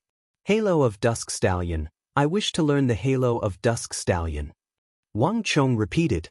"My cultivation has already reached Origin Energy Tier 9 Pinnacle, and my comprehension of the laws of heaven and earth has reached the same level as well. I still need a true martial realm war halo." "No, that's not what I'm asking. How do you know about the halo of Dusk Stallion?" Chapter 322. The matter of the halo of Dusk Stallion was a secret in the training camp. Not even the other instructors knew of it, needless to say, the students. In the entire training camp, there were probably less than 3 people who knew of the existence of this cultivation technique. But this wasn't the main point. The main point was that the war halo was a taboo in the training camp. In fact, the higher-ups hadn't even decided whether they would impart it or not. And Zhao Qianqiu had never mentioned it to anyone either. In the training camp, this was a secret. Where in the world did Wang Chong learn of the existence of this cultivation technique? Wang Chong smiled silently. The matter of the halo of Dusk Stallion had always been a secret in the training camp. Otherwise, it would have been impossible for no one to learn it. Of course, Wang Chong wouldn't say that he had learned it through his second reincarnation. "Instructor, am I wrong? Is there no such cultivation technique in the training camp?" Wang Chong asked. Zhao Qianqiu's brow creased as he seriously looked at Wang Chong. "Wang Chong, you said that you wish to learn the halo of Dusk Stallion, but do you know what this halo represents?" "Of course I do." Wang Chong smiled. The halo of Dusk Stallion was the strongest war halo in the world, as well as the strongest war halo in the entire training camp. It was created for the sake of battle. Unlike other secret techniques, this secret technique had to be complemented by a war steed in order to display its might. More importantly, this secret technique could be evolved. Wait a moment. Without saying a word, Zhao Qianqiu turned around and left. In just a few moments, he had already left the hall. Leaving his living quarters, Zhao Qianqiu passed through the main hall and soon arrived at the most central room of Kunwu training camp. It was dignified and solemn, reminiscent of a bottomless abyss. In this hall, there was only one person who was qualified to sit here. Of the thousands of instructors in the training camp, only a handful of high-ranking instructors were qualified to enter this room. Without any hesitation, Zhao Qianqiu revealed what Wang Chong had told him. Halo of Dusk Stallion? In the hall, the tall and burly figure hidden in the darkness sat up slightly. He supported his chin with one hand and frowned at the same time. The halo of Dusk Stallion was bestowed upon us by His Majesty. Besides you, me, and His Majesty, the number of people who know about this matter can be counted on one hand, definitely not more than 5. Also, the training camp has just opened. How did Wang Chong know about it? Could it be that the Wang clan's won? This subordinate thinks so too. Zhao Qianqiu hurriedly interjected. If it was the elder of the Wang clan who reported it to him, then everything can be explained. The old duke has always had a deep meaning behind his every move, and he is extremely close to His Majesty. Perhaps it was His Majesty's intention to have Wang Chong learn the halo of Dusk Stallion. If Wang Chong were here, he would definitely be shocked. This was because the content of their conversation was completely different from his understanding of what they were talking about. Both of them actually thought that it was Wang Chong's grandfather, Duke Jiao of the Tang dynasty. Since it's the old duke's intention, he should understand that His Majesty doesn't want us to impart this ultimate art lightly and must choose suitable candidates. It's definitely not because this ultimate art is too powerful and can't be imparted lightly or because we want to keep it to ourselves. Instead, it's because this is a very important matter and involves a lot of people. Even His Majesty has to tread carefully. Since Duke Jiao knows this well, why would he still allow his grandson to learn it? The brows of the tall and burly figure in the hall shot up, as though he had just heard a difficult question. I don't know. Perhaps His Majesty and the old duke have other intentions. Besides, I've asked Wang Chong, and he said that he knows what it means. Zhao Qianqiu revealed the conversation between him and Wang Chong. These words played a decisive role. Perhaps not even Wang Chong could have imagined that his words would be interpreted by Zhao Qianqiu and that person. Since the old duke doesn't mind, let's do as he wishes. Zhao Qianqiu, follow the rules. That person said. Yes, Lord. I understand what I should do. Zhao Qianqiu nodded before respectfully backing out of the room. Wang Chong waited outside the room for a very long time. Just as he was wondering what Zhao Qianqiu was up to, Zhao Qianqiu finally stepped over the doorsill and walked in. Wang Chong, I can impart the halo of Dusk Stallion to you. However, you have to think it through carefully. The halo of Dusk Stallion is different from other martial halos. Firstly, it needs to be paired with a steed, and you already have this. Secondly, the cultivation of this secret art is much more difficult than any other martial art. Cultivating the halo of Dusk Stallion will cause your martial realm to regress, and it will consume a large amount of origin energy. Those of the same cultivation realm as him might have already reached profound martial realm, but due to the halo of Dusk Stallion, you are still stuck at true martial realm Tier 1 or Tier 2. Are you willing to accept this? Zhao Qianqiu said grimly. There was a reason why the halo of Dusk Stallion was not taught to others. Cultivating this secret art would place a huge burden on a martial artist, and it wasn't something that just anyone could cultivate. I'm willing. Wang Chong replied without any hesitation. No matter what, he had to learn the halo of Dusk Stallion. Also, even if I impart the halo of Dusk Stallion to you, you might not succeed. You might not even be able to meet your expectations. Even so, do you still want to learn it? Zhao Qianqiu asked. This was the truth. The halo of Dusk Stallion had an extremely high requirement on talent and diligence.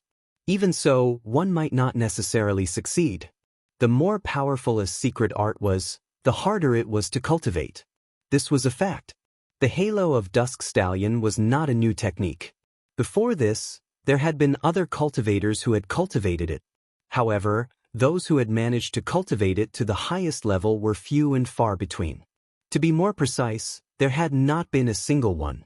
Because they had spent a large amount of time on the halo of Dusk Stallion, they had failed to get on the good side of both sides, resulting in their achievements falling far short of expectations. This was a common situation. As Wang Chang's instructor, Zhao Qianqiu had to be responsible for him. These were things that had to be made clear.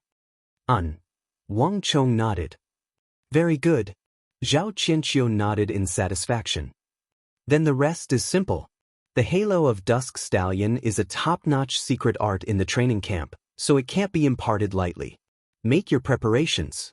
3 days from now, you should prepare to undergo a trial. As long as you can clear it, I will impart the halo of Dusk Stallion to you. Trial? Wang Chong was surprised. He wasn't too sure about this. Let me tell you this first. Even I can't change the rules of the training camp. Once you accept the rules, you will be under the responsibility of the other instructors, and even I can't do anything about it. This is the rule of the training camp. Also, I know that you have established the deflecting blade manner and recruited quite a few students from the training camp. However, the rule of the training camp is to test your individual ability. Thus, other than yourself, you are not allowed to bring anyone else. This includes the guards of the Wang clan. If anyone were to violate the rules or cheat, their academic records will be revoked and they will be expelled from the training camp. Zhao Qianqiu said seriously. The consequences of violating the rules were severe, so he had to explain this to Wang Chong. Being expelled from the training camp wasn't a big deal, but having one's academic records revoked meant that one would never be able to enter the military again. Similarly, this stain on one's academic records meant that one would never be able to enter politics or become an official. As a scion of a prestigious clan, this meant that one's entire life would be ruined. Zhao Qianqiu had no choice but to explain this severe consequence to Wang Chong. I understand. Wang Chong nodded. In other words, in order to obtain the halo of Dusk Stallion, one had to display the corresponding ability. Go!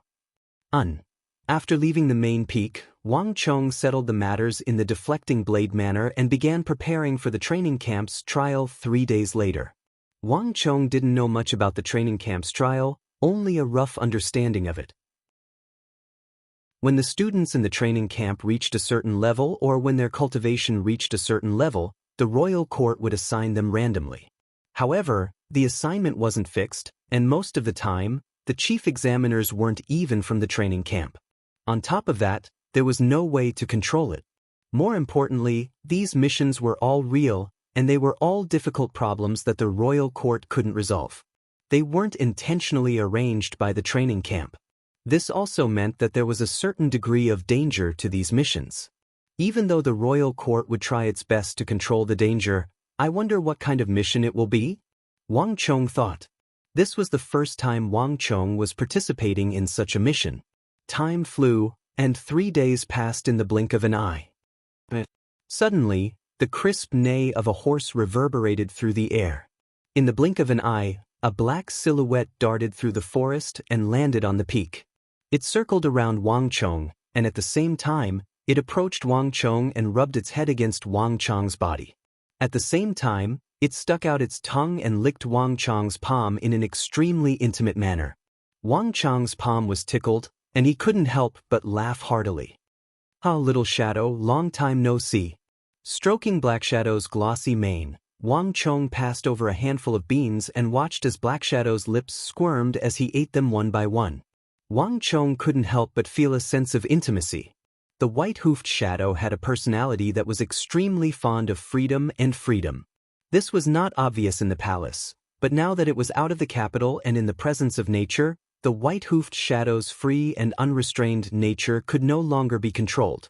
When Wang Chong first realized this, he had long ago released it into the wild. Unlike what he had imagined, not only did this not alienate the relationship between the owner and the white-hoofed shadow, it actually made the white-hoofed shadow feel closer to its owner. This was because the white-hoofed shadow could sense that its owner had given it something that no one else could. Freedom. Little fellow, let's go. It's time for you to be of use.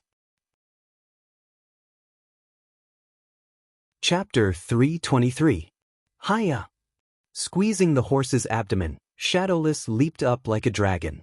With a single step, it crossed layers of space and landed 5 or 6 zhang away, kicking up a cloud of dust. Nei let out a long neigh as the white-hoofed shadow carried Wang Chong down.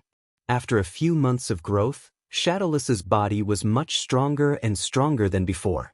Although it was not an adult yet, it was not inferior to other adult horses, and might even be better. Brat catch! At the edge of the training camp, a tall figure stood, seemingly waiting for a long time. Seeing Wang Chong approaching on horseback, he laughed and suddenly threw something over. Wang Chong leaned to one side and caught it. It was a thumb-sized bamboo tube. Brat, open it whenever you encounter a problem you can't solve. It might be of help to you. Thank you, instructor. Wang Chong waved his hand and put the bamboo tube into his robe. Then he galloped away without stopping and soon disappeared into the forest. The autumn wind blew. On a bare hillside deep in the mountains, several figures exuded an extraordinary aura. Each of them was riding on a tall horse. These people were in their 20s, and there were both men and women. Every movement they made had the extraordinary aura of dragons and phoenixes among men. Under their feet, a halo of thistles and thorns vibrated under the hooves of the horses, spreading out, making them look even more heroic. True martial realm. These people were actually all true martial realm experts. He should be here by now, right? It's been so long. Why hasn't he appeared yet? Who does he think he is to make so many people wait for him? The people of Kunwa training camp have no concept of time at all. On the bare hillside where reddish-brown rocks were exposed, the horses were sneezing. These people looked rather impatient. At this moment, Nei's horse suddenly neighed. At first, it was still in another valley, but in the blink of an eye, it had sped all the way here. Everyone, sorry for the long wait. Warhorses Nei and Wang Chong rode the white-hoofed shadow out of the dense foliage and landed on the reddish-brown rocky hillside. It should be right. This is the place. Wang Chong thought to himself as he glanced at the tall scarlet flame flag behind the three of them. Kunwa 3 great training camps had a total of 3 fixed assembly points for the joint training. The gathering point would be different depending on the level. Wang Chong was currently at the highest grade Dragon Tiger flaming flag, the gathering point for the 3 great training camps joint trial. It was Wang Chong's first time participating in such an operation. He had been lost in the mountains for a while. Fortunately, he had set off in advance, so it should be about time. These fellows have very high cultivation bases. Shifting his gaze away from the scarlet flame flag, Wang Chong soon noticed the 3 people in front of the flagpole, as well as the true martial realm halos beneath them. Wang Chong had no idea that the people accompanying him were all true martial realm experts. What's going on? Why are you only here now? Aren't you being a little too arrogant to have a group of people wait for you? Are all the people in Kunwa training camp like this? As expected of those with humble backgrounds, that just as Wang Chong was about to greet them and introduce himself, a piercing voice sounded by his ear. The 3 of them were assessing Wang Chong with unfriendly gazes. Wang Chong chuckled and retracted his outstretched hand. Clearly, the 3 of them had taken him as a descendant of those officials in Kunwa training camp. Indeed, compared to those from Longwei and Shunwei, those from Kunwa training camp had the worst backgrounds. Chen Burang, for example, was the son of an ordinary hunter. In this aspect, they weren't on the same level. I'm sorry I'm late. Wang Chong smiled. He wasn't angry at all. It was obvious that none of the 3 recognized him. What's going on? Why did Kunwa training camp send such a young lad? The young man in the middle, who seemed to be the scion of a prestigious clan, assessed Wang Chong from head to toe. Suddenly, he seemed to have noticed something and cursed. At this moment, the others also noticed that Wang Chong's appearance was at most 15 to 16 years old. He didn't seem to be older than 17, which was a far cry from them. Those who were able to appear here were around 19 to 20 years old. Most of them were at the same level as Wang Zhuyen and Martianisi. They were well-known figures in their respective training camps. Standing together with them, Wang Chong did seem out of place. Not only so, The young man on the right with a square face and thick brows also noticed something else. What's going on? He doesn't even have the halo of a true martial realm cultivator? Isn't he trying to drag us down? Not only was Wang Chong younger than them, his cultivation realm was also much lower than theirs. Furthermore, the war steed beneath him didn't even have the halo of a true martial realm cultivator. Not to mention, that steed was just a young one. Such a companion was truly a prodigy. He wasn't on the same level as them at all. This made the crowd even more displeased. Shenwei and Longwei weren't on the same level as Kunwu in the first place. This was the difference between nobles and commoners. On the other hand, Wang Chong's behavior only served to deepen the gap between them. This misunderstanding is getting bigger and bigger. Wang Chong chuckled. From the attire of the trio, Wang Chong could roughly tell that they were from prestigious clans. Indeed, they were rather prominent in the capital. However, in terms of background, none of them could match up to him. However, Wang Chong couldn't be bothered to explain. This wasn't his style at all. Don't worry, I won't drag you down. If you encounter any danger, feel free to leave me behind. Wang Chong smiled. He wasn't angry at all. It's best if you don't. The young man in the middle harumphed. With a flick of his reins, Nei and his steed flew down the slope, heading north. 1, 2, 3. Finally, Wang Chong also urged the white-hoofed shadow to leap down the slope. The young woman, who was at the very back, saw Wang Chong's skillful maneuvers and a hint of astonishment flashed across her eyes. However, she quickly turned around and, without saying a word, flew away. The trees on both sides flew past them as fast as lightning. In such a complicated terrain, the warhorse's capabilities were displayed. The thistles, shrubs, and jagged rocks were all too easy for warhorses to get injured. The trio had originally believed that Wang Chong wouldn't be able to keep up, but they quickly realized that Wang Chong was completely capable of keeping up with them. He's got some skill. The trio coldly snorted and quickly ignored Wang Chong as they headed north. This isn't going into the capital at all. Wang Chong quickly noticed something strange as he followed behind them. Although he couldn't see it from the forest, if he looked carefully, he could see that the group was traveling in a massive arc circling around the capital. This meant that they wouldn't be entering the capital at all. I wonder what this mission is about? Wang Chong suddenly felt a tinge of curiosity. About 2 hours later, the group finally passed through the forest and stepped onto the official road. They traveled more than 20 kilometers to the north. In the northwest of the capital, a figure dressed in official robes stood by the side of the official road with his hands behind his back and a gloomy expression. Behind him were several imperial guards of the palace. Someone from the Chamberlain of Dependencies. Wang Chong's eyebrows twitched. Of all the officials in the royal court, the ones he hated to see the most were the people from the Chamberlain of Dependencies. It wasn't because he had any grudges with the people from the Chamberlain of Dependencies, but the vast majority of the people in the capital didn't like the people from the Chamberlain of Dependencies. This was because the people from the Chamberlain of Dependencies were extremely protective of the foreigners. Be it the Abbasid Caliphate, Carax Spazinu, the countries of the western regions, Uzan or Goguryeo, as long as there was a conflict with the foreigners, the people from the Chamberlain of Dependencies would definitely appear. The phrase that the officials of the Chamberlain of Dependencies said the most was, "Our great China is a land of etiquette. We must be magnanimous." Thus, whenever there was a conflict, it was the people of the Central Plains who were on the losing end.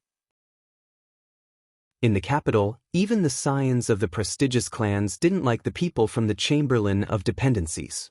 But the Chamberlain of Dependencies just had to shoulder the responsibility of diplomacy, and it wielded immense authority. Every year, the royal court would be arranged by the Chamberlain of Dependencies. On top of that, the Holy Emperor rarely interfered in this matter, allowing the Chamberlain of Dependencies to grow stronger and stronger.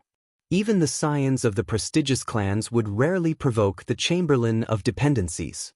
Otherwise, if the Chamberlain of Dependencies were to lodge a complaint with the Holy Emperor and the censors were to impeach them, it would be a huge headache for their clans in the royal court. The Chamberlain of Dependencies is only responsible for matters related to the foreign countries. In other words, this mission has something to do with the western regions. Wang Chang's mind was in turmoil as he vaguely guessed at a few things. The Biding Protectorate in the north was currently in a tense relationship with the eastern and western Khaganates. The appearance of the people from the Chamberlain of Dependencies definitely didn't have anything to do with the Turks, so the rest was easy to guess. Of all the foreign countries, the Chamberlain of Dependencies was most concerned about the relationship between the countries of the western regions and the Abbasid Caliphate, Karax, Spaz-Inu, and Sindh. Firstly, it was because this road was far from the central plains to the Turkic steppe, and it was fraught with danger. Secondly, it was because this road was too unstable, filled with too many uncertainties. The Silk Road. The name of this road flashed through Wang Chang's mind. In the Tang dynasty, it still didn't have such a name. However, Wang Chong already had a rough idea of what this mission was related to. Since Wang Chong had come from the commoners' Kunwa training camp, this matter naturally had nothing to do with him. The youth from Longwei training camp quickly stepped forward and handed over the task to the official from the Chamberlain of Dependencies. The official from the office of the Chamberlain of Dependencies nodded and turned to face the crowd. All of you will head west to the first gathering point. Everything has been arranged. Let me warn all of you in advance. Once you participate in the operation, even if you die midway, you are not allowed to back out. You must completely obey orders, or else you will be severely punished. Chapter 324. Yes, my lord. The three of them lowered their heads and answered respectfully. It was clear that they had already experienced the might of the Chamberlain of Dependencies. Only Wang Chong held his head high, unmoved. What, did you not hear? The official from the Chamberlain of Dependencies stared at Wang Chong, his expression suddenly turning cold. He extended a finger like an iron pincer and pointed fiercely at Wang Chong, his expression very displeased. What are you doing? Did you not hear what my lord said?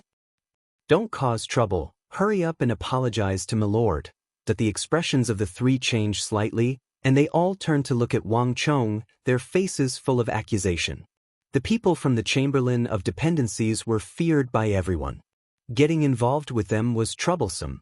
The three of them were not young children. They already knew how powerful they were, so they did not dare to offend them. Rest assured, my lord. We will definitely do things according to the rules. Seated on the back of the horse, Wang Chong laughed heartily.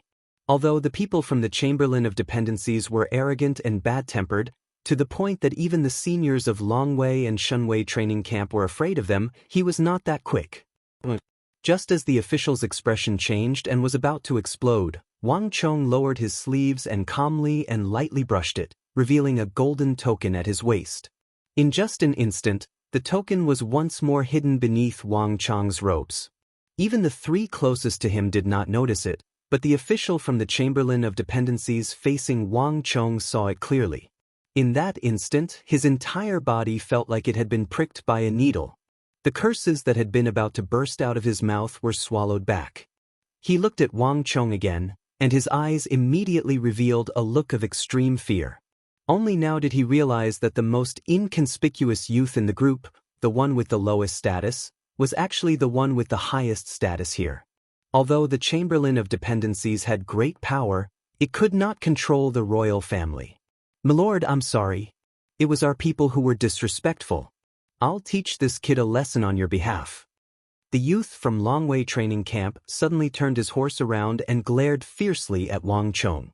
He was already dissatisfied when they gathered at the first training camp. Now that Wang Chong had offended someone from the Chamberlain of Dependencies, he really could not hold back his anger. He did not want to offend the people from the Chamberlain of Dependencies because of Wang Chong, making this mission even more difficult. Enough. Don't waste any more time. Hurry up and be on your way. Just as the young leader was about to reprimand Wang Chong, the official from the office of the Chamberlain of Dependencies waved his hand and chased him away. He didn't want to offend a certain prince of the Tang dynasty because of this matter. It was better for him to leave as soon as possible. Humph! Count yourself lucky. The young man in the lead glared fiercely at Wang Chong before spurring his horse west, heading towards the first gathering point mentioned by the official from the Chamberlain of Dependencies. Flap, flap, flap. Wang Chong would never have imagined that not long after they left, a white pigeon would flutter down from the sky.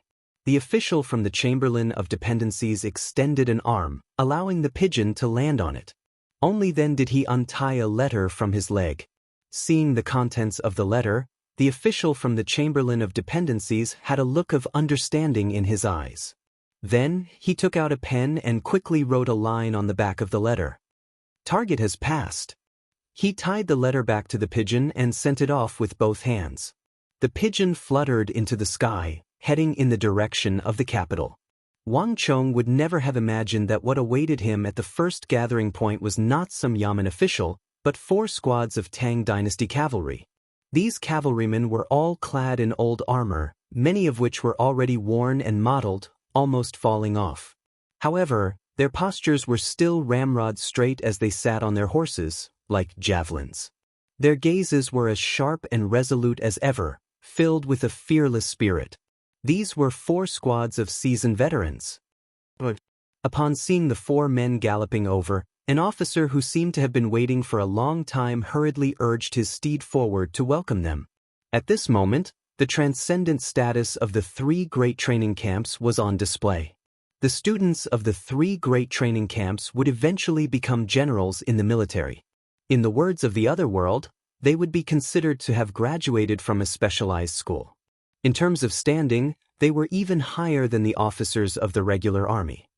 Lord, Officer Zhang Lin will lead the soldiers here to take over the military order. Prepare to heed the orders of the lords at any moment. We will not hesitate to carry out the orders of the lords. May I know when we shall set off? As he spoke, the lieutenant named Zhang San placed his right hand on his chest and performed a standard military salute. His expression was very respectful. What did you say? These soldiers are here for us to command? Judging from the lieutenant's words, the upright, meticulous veterans who looked like they were cast from iron and silver were all there for them to carry out their tasks. Su Gan, the young leader of Longwei Training Camp, had participated in many missions, but this was the first time he had encountered such a mission. He couldn't help but feel agitated. Yes, Lord. According to the orders of the military, the 4 lords will each lead 20 soldiers for this mission. You are free to command them as you please. Don't worry, sirs, they are the most qualified warriors. No matter what mission it is, even if it's a dead end, they will still strictly follow orders and rush forward without a frown. They are the most qualified soldiers. Zhang San added one last sentence with an extremely solemn expression. The 4 of them were incomparably agitated. Among the students of the training camp, be it Longwei, Shunwei, or Kunwu, which one of them didn't dream of leading an army on the battlefield? But all of that would have to wait until they graduated from the training camp. Who could have thought that they would be able to experience it in advance in this mission? Even though each of them would only lead 20 soldiers, this was already a considerable number. In the military, this was equivalent to having 2 10-man squad leaders under each of them. Great. The 3 of them were delighted, and even Wang Chong was tempted by the offer. I didn't think that I would be able to get so many soldiers for this mission. Wang Chong couldn't help but feel agitated. However, these soldiers held an even greater significance to him. As a former marshal of the Tang Dynasty, Wang Chong felt an innate sense of closeness toward these soldiers. Leading soldiers to war, to Wang Chong, felt as if he had traveled back in time, and his blood seemed to be on the verge of boiling. This was a call from the depths of his soul. Ever since his reincarnation, this was one of the few times that Wang Chong was given a chance to lead a troop to war. The last time was when they were dealing with the Gogrian assassins.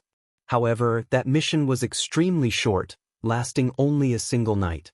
Furthermore, Wang Chong was only a supporting figure. However, it was different this time. It seemed like he was in charge of this mission. Furthermore, the duration of the mission seemed to be far longer than a single day. During the mission, he would be able to command these soldiers to his heart's content, allowing him to experience the same feeling he had in his previous life. Jaya. While Su Gan and Zhang Lin were exchanging their roles, Wang Chong suddenly leaped onto his steed, and before the astonished gazes of the trio, he actually dashed toward the group of soldiers ahead of them. That darned bastard, how dare he make the first move? He's really looking down on us. Later on, when the mission is over, the three of us will leave him behind. Let's see how he accomplishes the mission. The trio flew into a rage. Hearing the furious voices of the trio, Wang Chong chuckled lightly, paying them no heed. Seeing these veterans on the battlefield, something deep within Wang Chong's bloodline awakened. It was as if some kind of summoning had awakened, and it would have been a miracle if he had been able to hold himself back. Slowing down his footsteps, the hooves of the white crow moved in a unique rhythm toward the 80 soldiers, or rather, cavalrymen. This was a unique movement technique to show respect to the other party. In the military, only veterans with more than 10 years of service would know how to use this technique. These were all veterans on the battlefield. Just the worn armor on their bodies was enough to prove their worth. Only those who had dedicated their lives to the front lines of the empire were qualified to earn his respect. Upon seeing Wang Chong's movements, the faces of the 80 cavalrymen warped in astonishment. Initially, they thought that the mission was just to serve a bunch of young masters from the training camps, but who would have thought that they would meet such a figure? With just a casual movement, Wang Chong had won the respect of these soldiers. Which of you are willing to follow me for this mission? Wang Chong urged his steed forward. His voice was resounding, and his eyes were sharp. Even before 80 seasoned veterans, he didn't show the slightest hint of stage fright. We are willing to follow Lord Wang Chong's orders. After a short period of silence, a group of 20 cavalrymen stepped forward in an orderly manner, their eyes shining brightly. They were in high spirits and stood out from the formation. Very well, follow me. Wang Chong gestured grandly before galloping to the other side of the hill. Behind him, the 20 experienced cavalrymen followed closely behind him. There wasn't the slightest hint of disorder in their formation, as if they were a single person. Wang Chong glanced at them and nodded.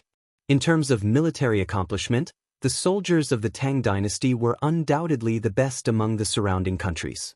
This also boosted his confidence in this mission. Where did that lad go? Looking at Wang Chong's departing back, Su Gan frowned. Is there even a need to ask? Look at how smug he is. He must have dragged those cavalrymen over to have some fun. People who are born as commoners have never seen the world. On the other side, Huang Yongtu tightened the reins on his steed with a look of disdain. Although everyone was very excited to have obtained 20 soldiers that they could use as they pleased, they were, after all, from great families and had seen the world. They were not as complacent and unrestrained as that brat. Kunwa training camp is Kunwa training camp. Commoners are commoners. Huang Yongtu's disdain deepened. Forget it. The mission is more important. Let's hurry up and select our soldiers. Chapter 325. Siling's words make sense. Let's hurry up and select our troops. By Siling's words quickly drew everyone's attention away from Wang Chong. Their gazes quickly shifted from the group to the 60 imposing cavalrymen. This was the first time he was leading an army into battle, and on top of that, it was a real battlefield. At this moment, even Su Gan couldn't help but feel excited. The group of cavalrymen galloped forward and began selecting their troops.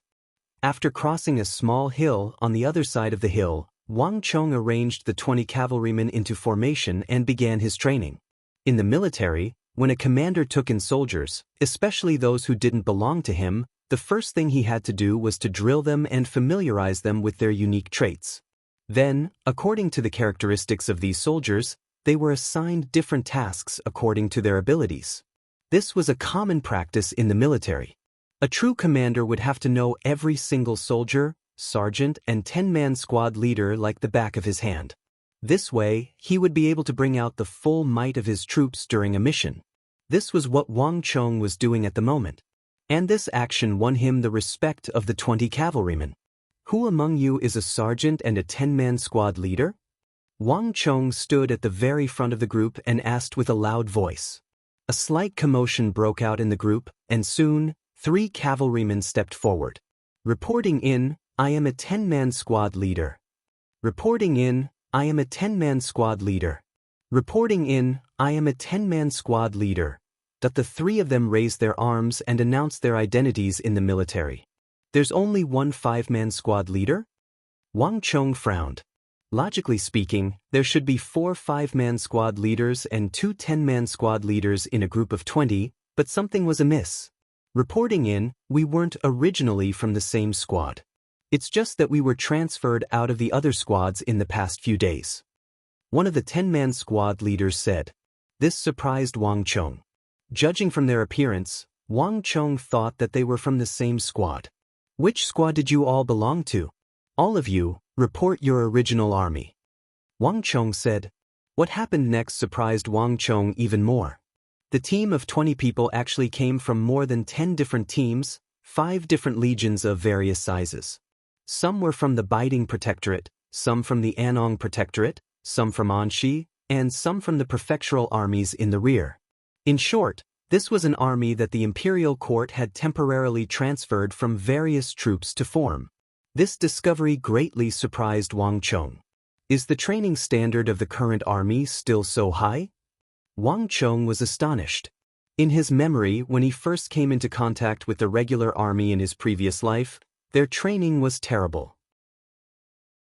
However, from the looks of it now, even though the imperial court was still filled with arrogance and hadn't been able to open their eyes in time to see the rise of the various powerful forces around them, the military training system of the imperial court that had been passed down for hundreds of years was still perfectly maintained. At the very least, before the Great Calamity, the military still maintained a very high standard of conduct. This could be seen from the army before him. Wang Chong couldn't help but secretly rejoice. Fortunately, he had been reincarnated rather early. If he used it well, he still had time. Next, split into 4 groups of 5 people. Begin the formal training. Wang Chong ordered. An army of 20 people wasn't a lot, but it wasn't a small number either. Wang Chong's plan was to divide them into 4 square formations of 5 people. Each square formation would be arranged according to the abilities they displayed, and everyone would have their own tasks. In this way, they would be able to use their arms and fingers, and in battle, they would be able to bring out the limits of their abilities to the greatest extent. Gallop! The warhorses charged, kicking up a cloud of dust. The army of 20 divided into 4 groups and began their daily training. At this time, everyone's unique traits were on full display. Some people were very fast, and when they charged, they were clearly much faster than the others. These people could serve as bait for the enemy, and they could also turn around and help defeat the enemy at any time. At the same time, they could be used as scouts to investigate the enemy's situation at any time. Wang Chong organized them into the first echelon. And some people were very strong. They were very talented and skillful in borrowing the strength of their warhorses. With the same strength, they could use the warhorses to charge, and the strength they displayed was much higher than the others. These people could take on the task of attacking the enemy, and they could also serve as backup support to deal with unexpected situations at any time.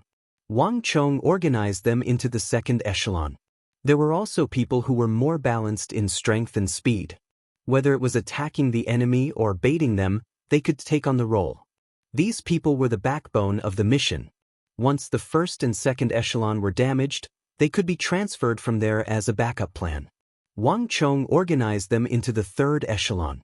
And the rest of the people were the fourth echelon. These people were the weakest, but they weren't too far off. Basically, they were enough to carry out the mission. Wang Chong personally led this group of people by his side. You two, where are you going? You and you, go over there. Wang Chong watched carefully.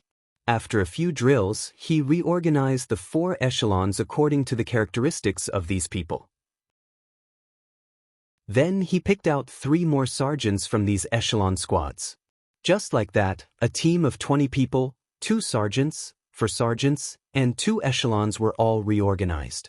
The 20 people were still the same 20 people, but in Wang Chong's eyes, the atmosphere had completely changed. This was a team that could truly fight.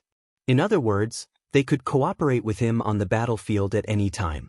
Now, there's only one last step left. Wang Chong thought to himself. War was the best way to improve an army. Throughout the ages, the most elite and valiant troops had always been trained from fierce battlefields, from blood and fire, from swords and sabers. In the future, although calamities were everywhere, the strength of the army would increase to an unprecedented level. And in the future, there would also be new changes in the way the army was commanded. And Wang Chong was the new initiator of that change. Relying on the knowledge from another world, Wang Chong invented a set of flag semaphore that could make an army more united, compact, and more powerful. At the same time, it was more efficient. What Wang Chong was going to teach them now was the simplified version of the flag semaphore. It was very suitable for this kind of small team of 20 people.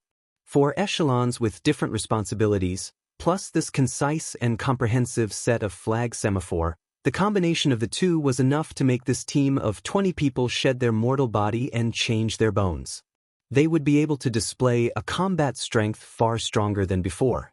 After passing the simple flag semaphore to the 2 sergeants and the 4 sergeants, the way they looked at Wang Chong was completely different from before. In the beginning, they only felt that Wang Chong was completely different from the other young masters and young mistresses of the training camp. He seemed to be very proficient in military matters. But after teaching the flag semaphore, the way they looked at Wang Chong was completely different. They even felt that this young man was like a deep abyss, unfathomable and unfathomable. "Sir, may I ask for your name?" A sergeant suddenly stepped forward, his eyes filled with respect. Even a fool could tell what Wang Chong's flag semaphore meant. Opportunities on the battlefield were fleeting. The same order, as long as the timing was slightly off, could result in a completely different outcome. The way the army commanded was slowly accumulated through the generations. It was not something that could be easily changed. The flag semaphore that Wang Chong taught was concise and effective. It was not something an ordinary person could easily do. "Hey, my name is Wang Chong. My father is Wang Yan."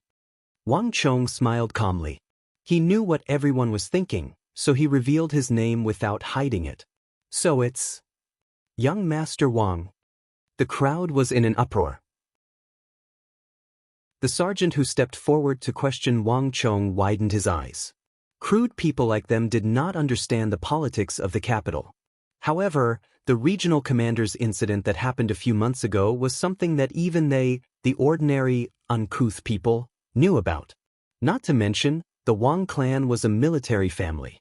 Be it Duke Jiao, who was revered by the people of the Tang dynasty, or General Wang Yan, they were true generals. They were naturally close to the military. Hee, it's fine as long as everyone knows. Don't tell anyone else." Wang Chong faintly smiled. He could clearly sense the change in the gazes of the crowd. The Wang clan still had a high reputation in the military. "Understood. Don't worry, sir. We know what to do." The gazes that the crowd directed toward Wang Chong were filled with respect. Since this lord was from a military clan, it was no wonder that he would be able to invent such a set of flag semaphore.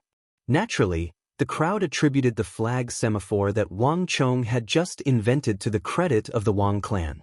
Right? Are they still unaware of Lord Wang Chong's identity? The 10-man squad leader said as he turned his gaze to Su Gan and the others on the other side of the hill. They could clearly see that the relationship between Wang Chong and the others wasn't too good. It's just a small misunderstanding. Let them be." Wang Chong shook his head, not bothering to explain the matter. "I understand." The gazes of the group, from sergeants to corporals, looked at Su Gan, Huang Yongtu, and the others unfriendly. The Wang clan was a clan of generals and ministers, and it was a part of the military. Furthermore, given the Wang clan's reputation, they weren't one to bully others. Thus, it was likely that the others were at fault.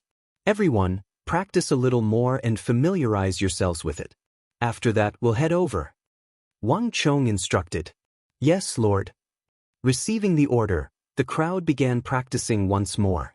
It had to be said that these veterans of the Tang dynasty were indeed skilled. In just a short period of time, they had already grasped Wang Chong's flag semaphore.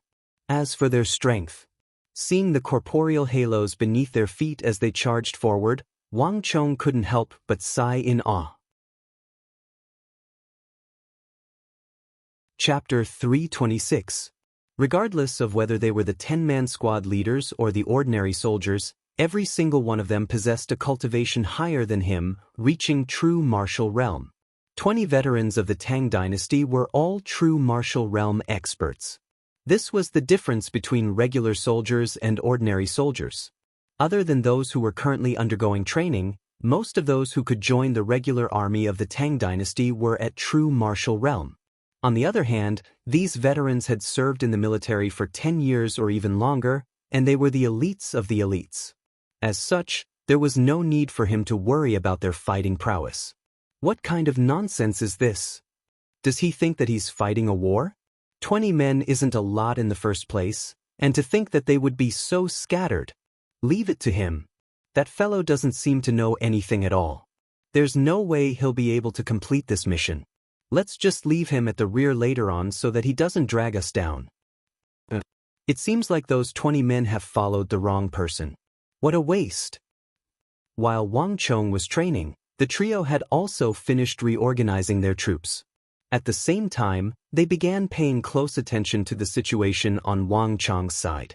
As they were separated by a small hill, the trio could only see the troops above their shoulders. Wang Chong's 4 echelons were mixed together, and in the eyes of the others, it was a complete mess. There was no order to speak of at all, and they couldn't help but look down on them. On top of that, Wang Chong was from the Kunwa training camp, which was a place where commoners gathered. Thus, the trio couldn't be bothered with Wang Chong anymore. Get ready, we'll be setting off soon. If he doesn't come over by then, there's no need for us to wait for him. We'll just have to leave by ourselves then. As Su Gan spoke, he turned his steed around and headed back to his cavalry unit. Even though it was only 20 men, this was the first time Su Gan was leading an army into battle. He couldn't help but feel an urge to give it a try. On the other hand, Wang Chong didn't allow Su Gan to have his way. After practicing a few more times and practicing a few offensive formations, Wang Chong finally ended the drill. Leading the group of 20 cavalrymen who had undergone a complete transformation on the outside, they began making their way towards Su Gan, Huang Yongtu, and the others, leaving a trail of dust in their wake. Are you satisfied? Huang Yongtu raised his eyelids and looked at Wang Chong with a mocking smile. Wang Chong gave a magnanimous smile, not bothering to bicker with him. With a wave of his right hand, the 20 soldiers immediately returned to their original formation, standing next to the other lines of cavalry. When the 3 of them saw this, they snorted and turned their heads away. Wang Chong smirked and didn't mind. He stood alone at the front of the line. Voila! In the time it took to drink half a cup of tea, a hawk commonly seen in the army with golden hooks and sharp claws fell from the sky like a sharp arrow. Zhang Lin, the captain of this operation, hurriedly rode forward and raised his hands to catch the massive eagle. Then he deftly removed a bamboo tube from the eagle and opened it. After taking a look at its contents, he quickly galloped over and passed it with both hands. The royal court has ordered us to set off immediately for the mission. This is the map of the operation and the requirements. The mission was divided into different parts, and each person was responsible for a different mission. The officials of the Chamberlain of Dependencies were responsible for selecting the gathering point from the 100 or so gathering points, while low-ranking captains like Zhang Lin were responsible for commanding the troops and gathering them together. The details of the mission were issued by the Bureau of Military Personnel, but even the Bureau of Military Personnel had no idea who would be carrying out the mission. Everyone was responsible for their own tasks, and this ensured that the mission was carried out safely. Everyone played their part, and at the same time, this ensured that the mission would be carried out without any malfeasance. The first part of the mission is to clear out the bandits and highwaymen along the way. Don't let a single one of them escape. Once more than 6 of your subordinates die, you will have to withdraw from the mission immediately, and the mission will be considered a failure. Looking at the contents of the news, a deep frown slowly formed on Su Gan's forehead. He passed the letter over to Huang Yongtu, who passed it over to Bai Siling, and finally to Wang Chong. The Silk Road was an extremely long and narrow road. It would take several months for one to reach the western regions, and most of the places along the way were uninhabited. They were either deserts, mountains, or barren plains. On such a long journey, it was simply too convenient for one to spy on others, rob them, and so on. And it just so happened that the Hu people and Hu merchants on the Silk Road were all extremely wealthy, and the things they bought and sold were not ordinary. Pearls, agate, precious stones, spices, gold, and even charming Persian dancers. All of these were simply too attractive. Just by robbing a few of them, one would be able to strike it rich. As such, the Silk Road to the west was filled with bandits and highwaymen. Even though the imperial army had been cracking down on them, they were still unable to stop them. Even though they knew that the consequences would be dire, there were still quite a number of bandits and highwaymen who were willing to take them down.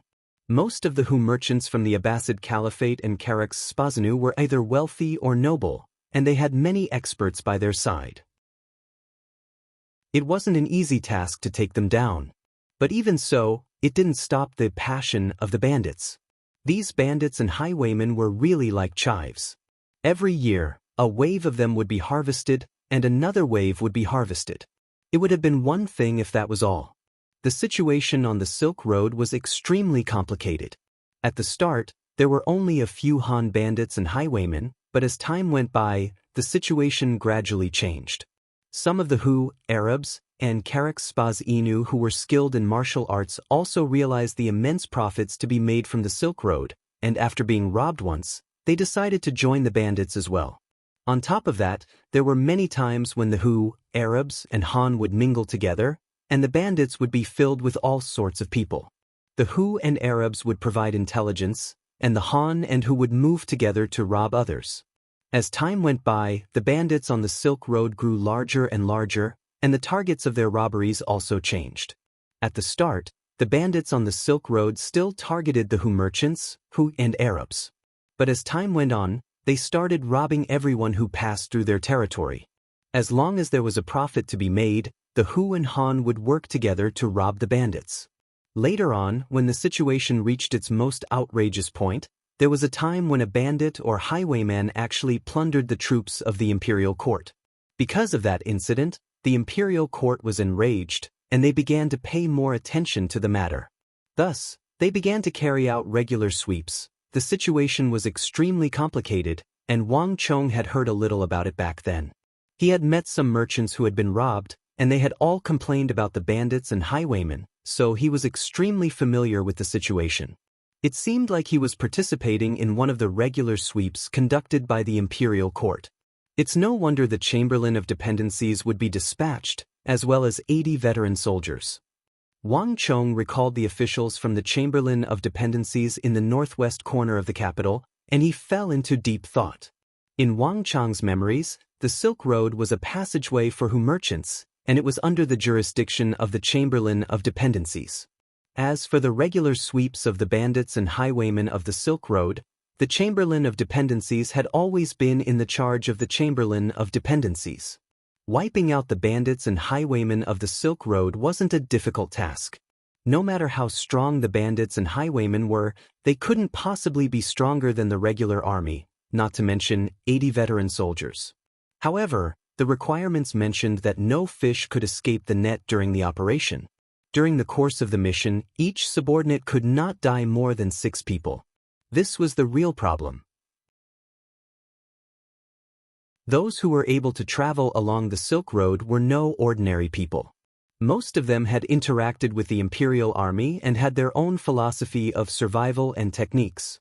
Some of the bandits were even equipped with military crossbows, and some of them numbered in the hundreds or even close to 1,000. In this kind of encirclement, it was very difficult to guarantee that there would be no casualties. These two conditions meant that this operation was not as simple as it seemed on the surface. Commandant Zhang, it's understandable if the imperial court doesn't want to act. But wouldn't it be a little difficult to prevent a single bandit or horse bandit from escaping? The mountain range was so deep and wide, so it was normal for 1 or 2 of them to escape. Isn't this request a little too high? Su Gan said with an awful complexion. He, my lord, this matter is actually very easy to understand. Zhang San explained with a smile, these bandits and highwaymen are no different from weeds. As long as 1 or 2 of them manage to escape, they will be able to build another stronghold in the future. This is how most of the bandits and highwaymen on the road to the west came about. If we want to intimidate these bandits and highwaymen, we have to eliminate all of them. Only then can we instill fear into the hearts of those who come after us. Otherwise, this operation will be meaningless. It will only lead to more and more bandits and highwaymen. Su Gan, Huang Yongtu, and Bai Siling glanced at one another. The complexity of the Silk Road had far exceeded their expectations. Only Wang Chong wasn't too surprised, having expected this. However, there's no need to worry.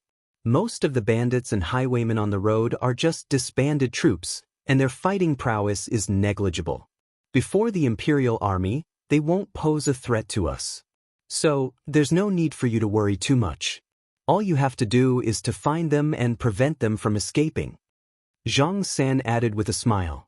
Who? Hearing this explanation, Su Gan and the others heaved a sigh of relief.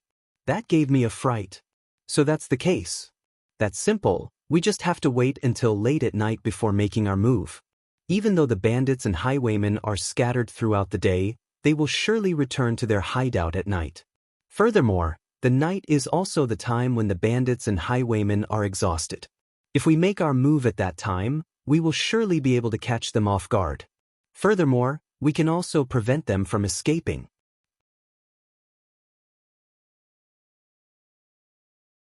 Chapter 327. Lord Su Gan is wise. This method is indeed feasible. Zhang Lin bowed respectfully. He had no objections to Su Gan's opinion. Even though the members of Longwei training camp had zero experience on the battlefield, they weren't newbies. Clearly, this method was feasible as well. Su Gan nodded proudly. Then, he suddenly caught sight of Wang Chong and sneered coldly. There's no need for you to follow us. You can wait at the back lest you drag us down. Sure. On the back of the steed, Wang Chong nodded nonchalantly. His nonchalant attitude left Su Gan gnashing his teeth in hatred. If he could, he would have given the other party a good beating. But in the end, he held himself back. As long as Wang Chong didn't make any mistakes, he couldn't find fault with him for no good reason. The consequences of such a mistake in the midst of the training would be severe. You'd better do so. Su Gan glared at Wang Chong hatefully before beckoning the others. Let's go. Under Zhang Xian's command, Su Gan, Huang Yongtu, and Bai Siling led 20 cavalrymen each, and for a total of 60 cavalrymen, they set off for the west. Lord Su, why didn't you resist? The road to the west is not as simple as he thinks. If it were that easy, we would have wiped them out a long time ago. Why would we need to do this now? Galloping sounds sounded behind them, and a 10-man squad leader from Wang Chong suddenly rode up to them. Looking in the direction that Su Gan and the others had left in, he glared at them indignantly. Wang Chong came from a military clan, and it was one of the most respected of them all. Weren't these people being too brazen before Wang Chong? It's fine. Let them do as they please. Wang Chong waved his hands. Su Gan, Huang Yongtu, and the others thought that they were useless at the moment, so if they were to reveal their identity now, it would only weaken the reputation of the Wang clan and make others think that the Wang clan only knew how to bully others. Once they suffered and hit a wall, they would naturally understand. It wouldn't be too late for them to reveal themselves after revealing their capabilities.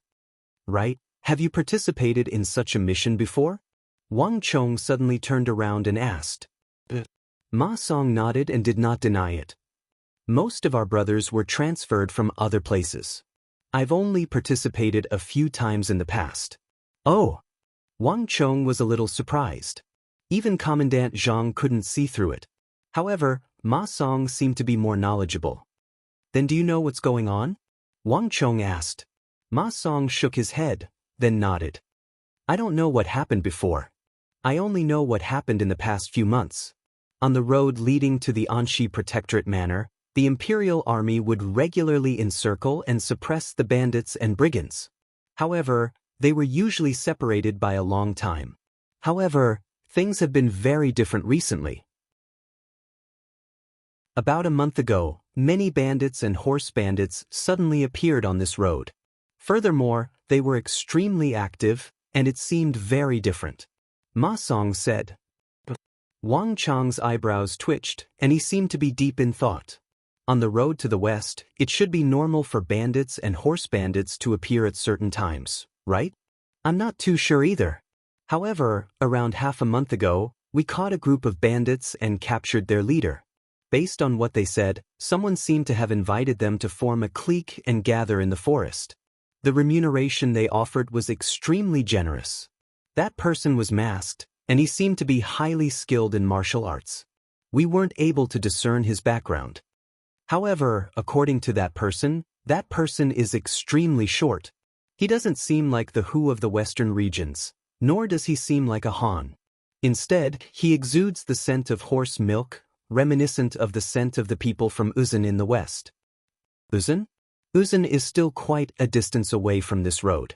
Furthermore, they rarely leave the highlands, so they aren't familiar with the central plains. It's unlikely that they would come here. Wang Chong said. Wang Chong had some understanding of the Uzan. In truth, the Uzan were slightly shorter than the Han.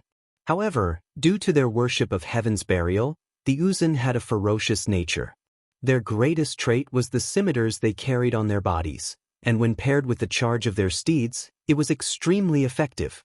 In a battle against the Uzan, when they charged down from the highlands like a tidal wave, it was extremely difficult to stop them. Even the sturdiest of fortresses might not be able to stop the charge of the Uzan. However, the Uzan had an innate attachment to their highlands, and they viewed the environment of the highlands as superior to any other environment.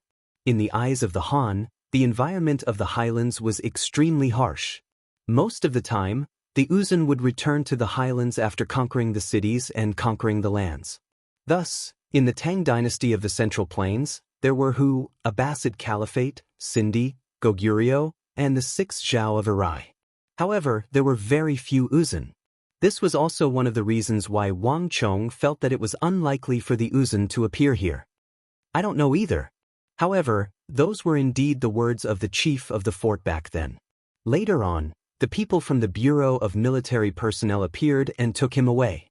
I don't know what happened after that. Ma Song said. There were many soldiers on the western expedition to suppress the bandits, and Ma Song was just an insignificant soldier among them. It was already commendable for him to know so much. After all, it wasn't often that he went on missions. I understand. Wang Chong nodded. He didn't say anything else, but his mind began to work. Uzan. A month ago, Wang Chong's mind was in turmoil. He vaguely recalled hearing that an envoy from the Uzan had arrived at the Tang dynasty. However, envoys were common in all countries, so it wasn't anything out of the ordinary. It's a pity that there aren't any carrier pigeons here. Otherwise, I could look into it and see if this matter is really related to the Uzan. Wang Chong sighed. Other than followers, messenger pigeons were not allowed to be brought into the mission. In other words, all of those who participated in the mission were currently uncontactable. Even the instructors in the training camps weren't aware of the situation, needless to say, the others. Jaya. Wang Chong urged his steed forward, and the group swiftly followed behind. By nightfall, they were already 200 li away from the capital, and they were already within the borders of the Tang dynasty. Beneath a massive pine tree, Su Gan led a group of 20 men, ready to set off. They had only discovered a small group of bandits this time around, and they didn't seem to be too strong. Su Gan was itching to make a move, and he was prepared to make a move. Even though he was from a prestigious clan, this was the first time Su Gan was involved in a real battle, not to mention that he was leading a group of 20 elites under his command. Thus, Su Gan decided to make a move personally. Don't move around recklessly, just stay here. I'll deal with them myself. Especially you, I don't want you to foil my plans. Su Gan turned around and pointed a finger at Wang Chong, who was standing on the dark road a dozen zhang away. Brother Su, I'll be staying here today. I won't be going anywhere. Wang Chong replied with a smile. His temper was unbelievably good. Su Gan's punch landed on empty air, and he felt extremely displeased. He had tried his best to infuriate Wang Chong, but the latter didn't fall for it at all. Like a mouse trying to pull a tortoise, Su Gan had no idea where to start. But the more Wang Chong behaved this way, the more displeased Su Gan felt. Wait for my good news. Su Gan turned around and led the 20 cavalrymen into the forest. Like a slithering snake, they made their way toward the bandit den. Su Gan's cavalrymen were agile, and they moved in a uniform formation, completely unaffected by the trees and thorns. Even Wang Chong couldn't help but commend them upon seeing this. It would take at most an hour to travel from the main road to the bandit den. Given Su Gan's capability, they would be able to slaughter their way back and forth a few times. Seeing that they had disappeared, Wang Chong closed his eyes and remained motionless. What? In just an instant's time, a blazing flame suddenly burst forth from a mountain in the distance, and screams of agony echoed. Soldiers! Run for your lives! The screams of agony and fear were exceptionally loud in the dark of the night. Even from afar, everyone could hear them clearly. Amidst the blazing flames, the neighing of warhorses could be heard, and one could vaguely see the silhouettes of imperial soldiers leaping into the air, as well as bandits fleeing in all directions. Su Gan has failed. Looking at the distant mountain peak, Huang Yongtu and Bai Siling's complexion turned awful. Even if they hadn't seen it yet, it was clear that Su Gan's plan had failed. Those bandits might be weaker than the soldiers, but once they decided to escape, their martial arts wouldn't be of much use at all. What was worse was that according to Lieutenant Zhang Lin, even though the bandits and highwaymen had their own territories, they were extremely well coordinated when it came to matters concerning the soldiers. If one or two bandits were to escape, news of the group's success would swiftly reach the other bandits and highwaymen. This was also the reason why they couldn't allow a single bandit to escape. But from the looks of it now, their operation wouldn't be as smooth as before. In the shadow of the trees, Wang Chong watched the blazing flames and the screams on the mountain peak with a nonchalant smile. You knew that he would fail? A voice suddenly sounded by Wang Chong's ear, making him leap in fright. Turning around, Wang Chong saw a beautiful and fair face. In the darkness, Bai Siling stared at Wang Chong with a bizarre expression. Wang Chong was truly shocked. He had heard the voice earlier, but he thought that it was one of his subordinates. He didn't expect it to be Bai Siling. Along the way, the three of them had looked down on him, not interacting with him at all. As for this Bai Siling, this was the first time Wang Chong was interacting with her. Senior, what are you talking about? I don't understand what you are saying at all. Wang Chong shook his head with a smile, feigning ignorance. Is that so? Chapter 328. But soon, Bai Siling turned around and walked to the other side. On the other side, Huang Yongtu had already noticed the commotion. What were you talking about with that lad? Huang Yongtu frowned. Nothing much. Brushing past Huang Yongtu, Bai Siling returned to her group without any hesitation. Displeased, Huang Yongtu harumphed coldly and quickly diverted his attention. On the other hand, Wang Chong was shocked by Bai Siling's actions. This woman is a little too formidable. Did she see through something, or is it just a woman's intuition? Looking at the motionless Bai Siling in the distance, Wang Chong's mind was in turmoil. Bai Siling's actions had truly caught everyone off guard. Wang Chong had to admit that he didn't expect Bai Siling to be paying attention to him all this while. But even so, Wang Chong didn't think that he had any flaws that she could see through. In Wang Chong's view, Bai Siling's actions seemed to be the fearsome intuition of a woman. The women in the training camp who are able to reach true martial realm are indeed extraordinary. Wang Chong thought. Second sister Wang Zhuyen, Marchioness Yi, Princess Ni Huang, and now Bai Siling were the same as well. This left Wang Chong feeling deeply apprehensive. Furthermore, Bai Siling's final words left Wang Chong with an indescribable feeling. Bai Siling said that she had met him somewhere before. But Wang Chong knew that it was impossible for him to have met her before.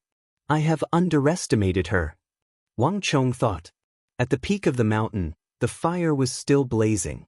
It should have been a swift mission, but Su Gan took an entire hour to arrive. By the time they came down from the mountain, they were all covered in soot, and Su Gan's face was as dark as the bottom of a wok. "Milord," Zhang San spurred his horse forward with a glimmer of hope in his eyes. However, Su Gan quickly turned his head away. Don't ask. You failed. 2 of them escaped. As he said those words, Su-gan's complexion was extremely awful.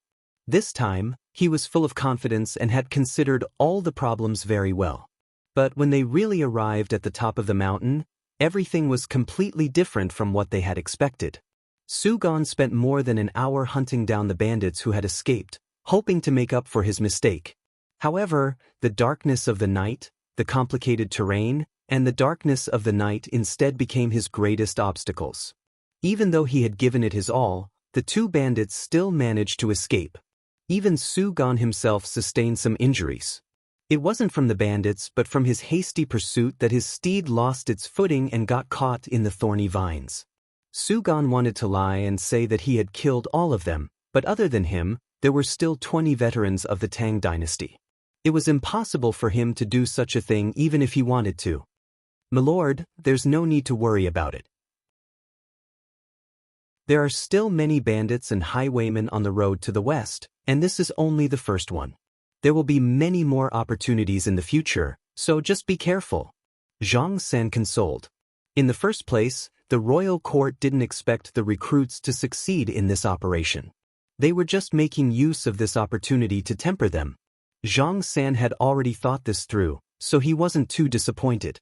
Since it was still early, the group made use of the darkness of the night to rush toward the second bandit den. Su-gan had been suppressing his anger for a long time now. This time, without waiting for orders, he led the 20 cavalrymen up the mountain like ferocious tigers unleashed from their lashes. Having learned his lesson from the last time, Su-gan was exceptionally cautious. He had also made ample preparations beforehand. But an hour later, Su-gan appeared before them with an even uglier complexion than before.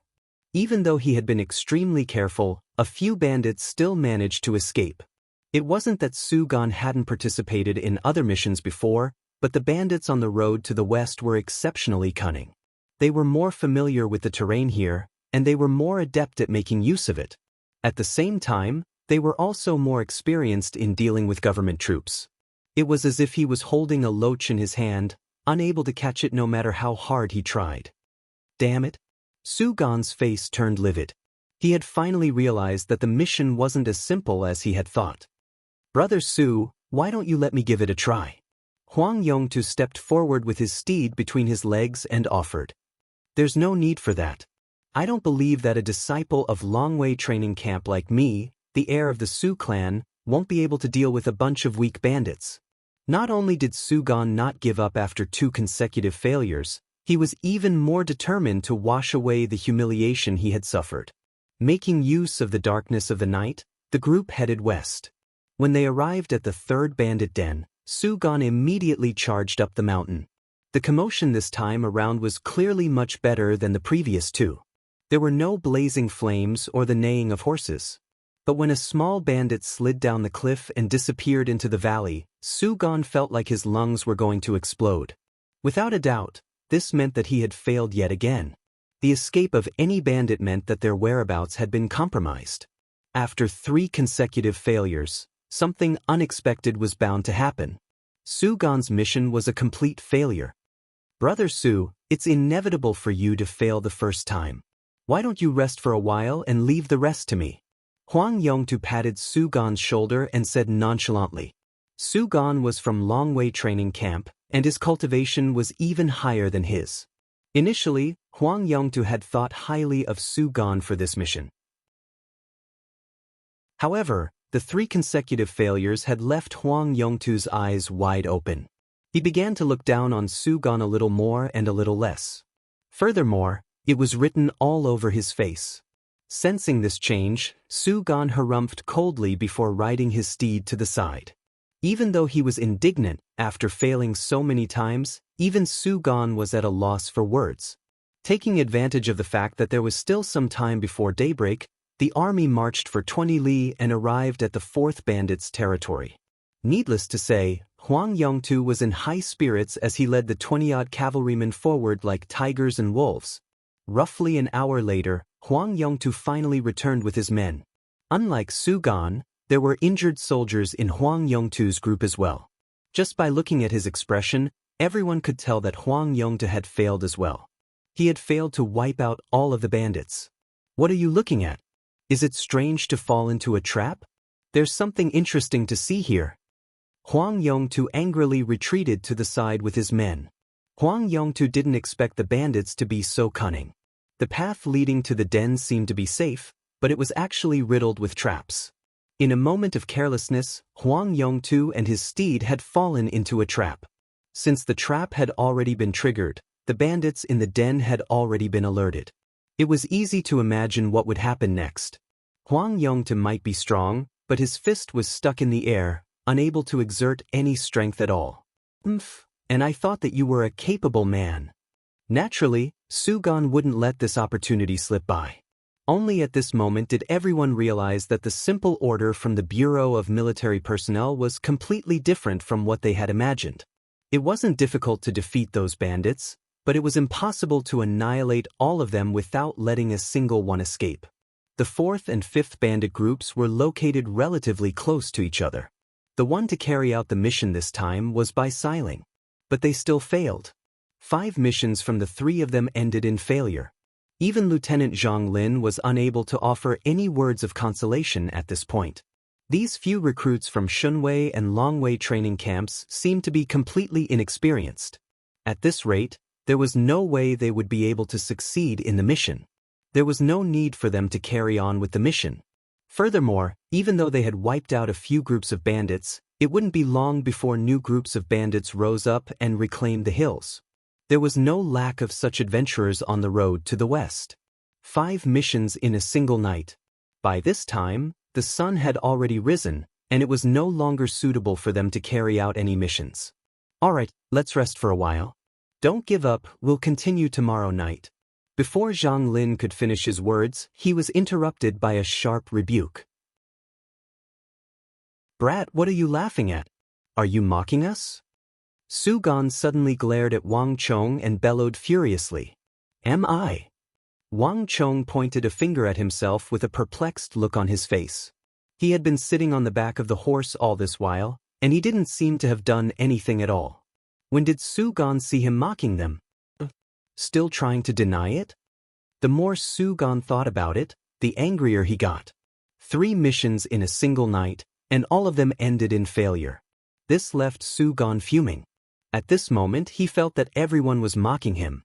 No matter whose gaze it was, even if it were to brush past him, Su Gan would find it extremely jarring. As for whether Wang Chong was laughing at him or not, it didn't matter anymore. Do you think that we are useless? Do you think that you are more formidable than us? Do you think that I can't see through your thoughts? If you are that formidable, why don't you go? Let us see what you are capable of. Su Gan said coldly. Am I? Wang Chong pointed at himself with an innocent look on his face. He didn't seem to have such thoughts, nor did he say such words. However, from the looks of it, Su Gan seemed to have confirmed his thoughts. What arrogance! Huang Yongtu harumphed coldly by the side. Initially, he thought that Su Gan was a weakling, but when it came to the operation, he realized that the situation was far more complicated than he had imagined. At this moment, Huang Yongtu felt a stinging sensation on his face. It wouldn't have mattered much if all of them had failed, but of the 4 of them, 3 had failed. Only Wang Chong had yet to give it a try. At this moment, Huang Yongtu was naturally standing on Su Gan's side. Lad, since you are so formidable, why don't you try it yourself? Then why don't you do it yourself and show us? Huang Yongtu mocked from the side. A glint flashed across by Siling's eyes. She wanted to say something, but she eventually held it in. Only Lieutenant Zhang Lin was a little worried. Sirs, it's important for us to maintain amicable relations. We still need to work together in the future. Besides, the sun is already up, and it's no longer suitable for us to make a move. Zhang Lin urged his steed to stand in the middle of the group, hoping to alleviate the tense atmosphere. But at this moment, something unexpected happened. All right.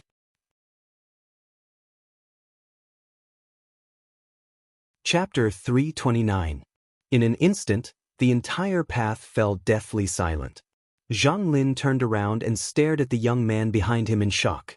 Su Gan, Huang Yongtu, and Bai Siling were stunned as well.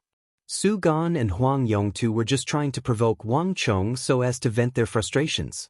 Yet, who could have thought that Wang Chong would actually agree to it? Because they were too surprised, the three of them were stunned, and none of them could say anything. "Lad, what did you just say?" Su Gan suddenly urged his steed forward and stared at Wang Chong in bewilderment. Even now, he wasn't sure whether he had really heard those words or not. "I said, all right. I can lead my men to suppress the bandits." With a slight smile, Wang Chong glanced at the trio calmly without the slightest hint of stage fright. But Zhang Lin opened his mouth, wanting to stop the other party, but he found himself unable to say a word. "Ha, good. Lad, you sure have guts." After receiving the confirmation from Wang Chong, Su Gan burst into laughter from sheer rage. "Fine. You are formidable, you are stronger than us. We will await your good news." As he spoke, his eyes were filled with hatred. One could imagine the rage in his heart. "Lord, this isn't a good time to make a move." A 10-man squad leader rode up from behind and said worriedly. Even though Su Gan had failed thrice, there was one thing he was right about. An operation carried out at night would definitely have a higher chance of success than one carried out in the day. There's no need to say any more. Let's go. Wang Chong raised his right hand and gestured for them to leave. The mouths of the two 10-man commanders behind him opened and closed, but they still respectfully followed Wang Chong out of the tent. "Lord, the sun is already up. How can I succeed?" "Lord, there's no need for you to agree to their terms." At this moment, another 10-man squad leader rode up from behind and said worriedly. Failure was a small matter.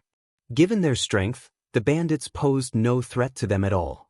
However, he had already made his statement. If he were to return like this, he would probably be ridiculed by others. It would have been fine if he hadn't known of Wang Chong's identity. After all, this was just a conflict between Wang Chong and Su Gan and the other trainees. However, after learning of Wang Chong's identity and the fact that he came from a military family, as well as the grandson of Duke Jiao and the youngest son of General Wang Yan, everyone's impression of him had changed. Emotionally, no one wanted to see Wang Chong being humiliated, because that would be the same as insulting everyone else. "Ha, don't worry.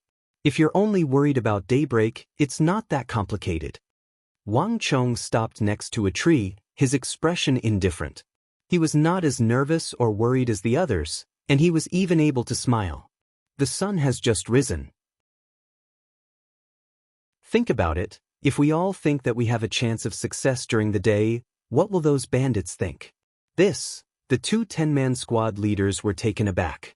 They glanced at one another, and their eyes suddenly lit up.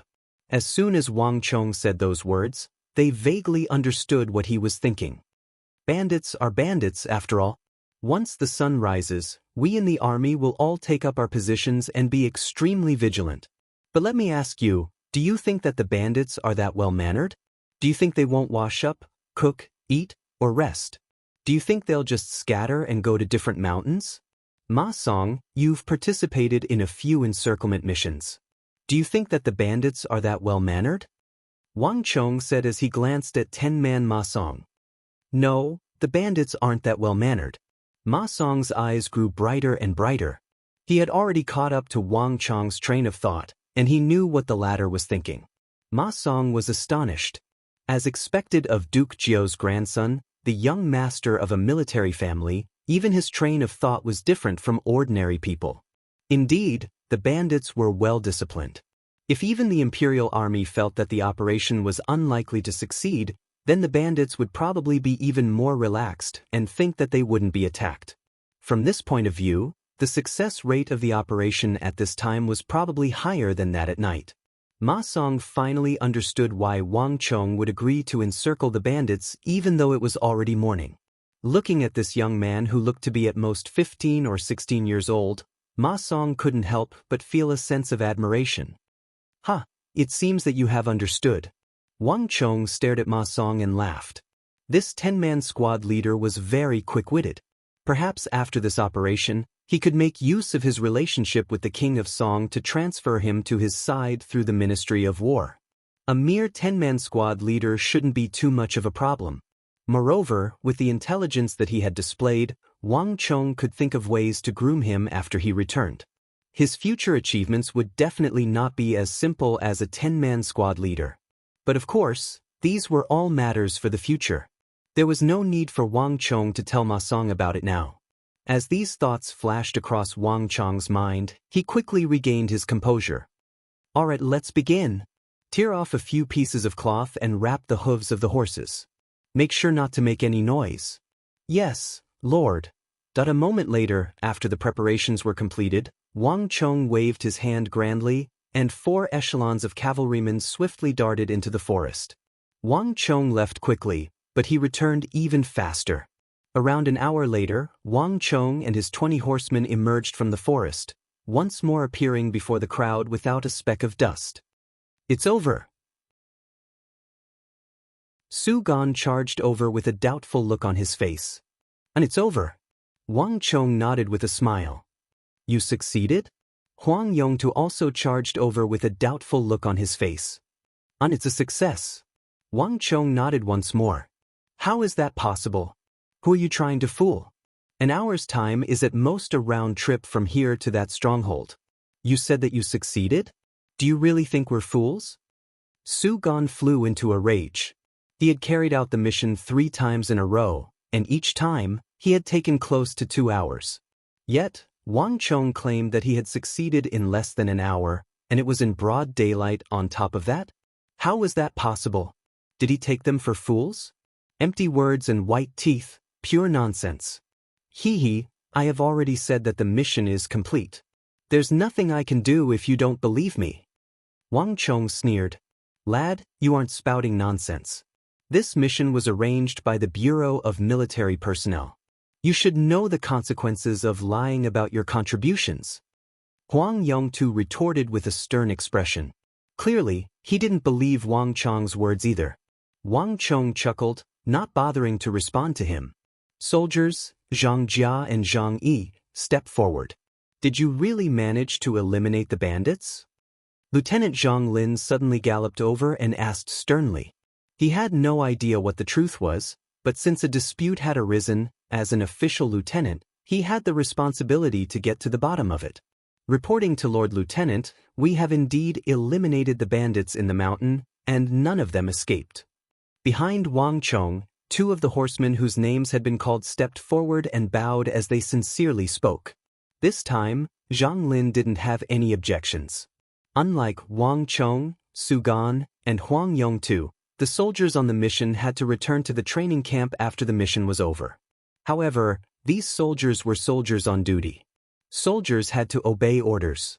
If they were to lie about the military, even if it was something as simple and insignificant as this, they would be severely punished by the Bureau of Military Personnel. Furthermore, as veterans of countless wars, soldiers had their own pride. They wouldn't lie, and it was beneath them to do so. Since they said that Wang Chong had completed the mission, it was definitely true. Li Quan and Song Zhu, head out to take a look. I want to know if all of the bandits have been eliminated, Su Gan suddenly said. Su Gan suddenly said. He didn't trust Wang Chong that easily. Yes, Lord. The 2 cavalrymen swiftly left. An hour later, they returned once more, and the news they brought back left Su Gan stunned. All of the bandits in the den had been killed. Most of them were still asleep, and some of them were killed while they were cooking. Pots, bowls, pots, and ladles were scattered all over the place, and not a single one of them managed to escape. Wang Chong had really wiped out a bunch of bandits. Facing this result, Su Gan and Huang Yongtu were stunned. Regardless of whether they believed it or not, Wang Chong had really wiped out a bunch of bandits. Out of the 4 of them, only Wang Chong had succeeded in 6 missions. Perhaps it's just my luck. The bandits I met were all exceptionally weak. Wang Chong brushed aside the hair at his temples and met the strange gazes of the crowd. Hearing Wang Chong's words, Su Gan and Huang Yongtu didn't say anything. On the other hand, Bai Sailing couldn't help but glance deeply at Wang Chong. Brat, count yourself lucky. Let's see if you'll be so lucky the next time. Su Gan and Huang Yongtu glared at Wang Chong hatefully. Even if they were beaten to death, they wouldn't believe that they would lose to a person from the Kunwa training camp, not to mention that he was even younger than them. Wang Chong's explanation gave them some consolation. Indeed, compared to Wang Chong's strength, they were more willing to believe that Wang Chong was just lucky. This operation didn't improve the relationship between Wang Chong, Su Gan, and Huang Yongtu. Instead, it made the two of them dislike this commoner from the Kunwa training camp even more. For the rest of the journey, the two of them became increasingly estranged from Wang Chong. They basically had nothing to say to each other. The troops of both sides were also very far apart, and there was a clear sense of coldness and hostility. Time passed slowly, and before they knew it, the day had passed, and it was nighttime again. "Kid, you go." Su Gan suddenly came to look for Wang Chong, and for once, he didn't volunteer himself to deal with the bandits. Su Gan wasn't a fool either. In the short span of a day, the news of the official army encircling the bandits had already spread far and wide. If he went now, the success rate would definitely not be high. Under such circumstances, Su Gan didn't believe that Wang Chong would be as lucky as he was during the day. "That's right. We were the first ones last night. Now it's your turn." Huang Yongtu also chimed in, using a small trick to change the topic. Chapter 330. All right. Wang Chong had been resting under an ancient bronze tree, but when he heard these words, he patted off the dust on his body and readily accepted the advice.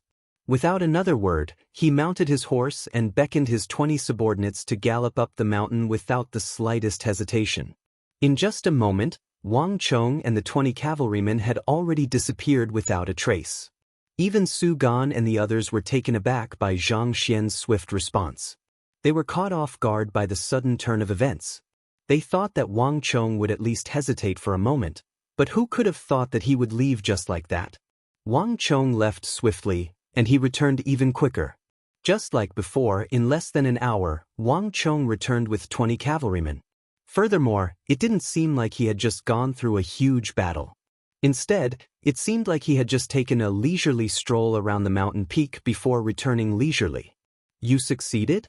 Zhang Lin rode forward on his steed and stared at Wang Chong in astonishment. No matter how he looked at it, Wang Chong didn't seem like someone who had failed the mission. But wasn't this a little too fast? Not to mention, there wasn't the slightest sound coming from the mountain. Wang Chong nodded with a smile. "Is it luck again?" Su Gan and Huang Yongtu's faces darkened. There were simply too many uncertainties in the matter regarding Wang Chong. He who knows? Perhaps it was really just luck.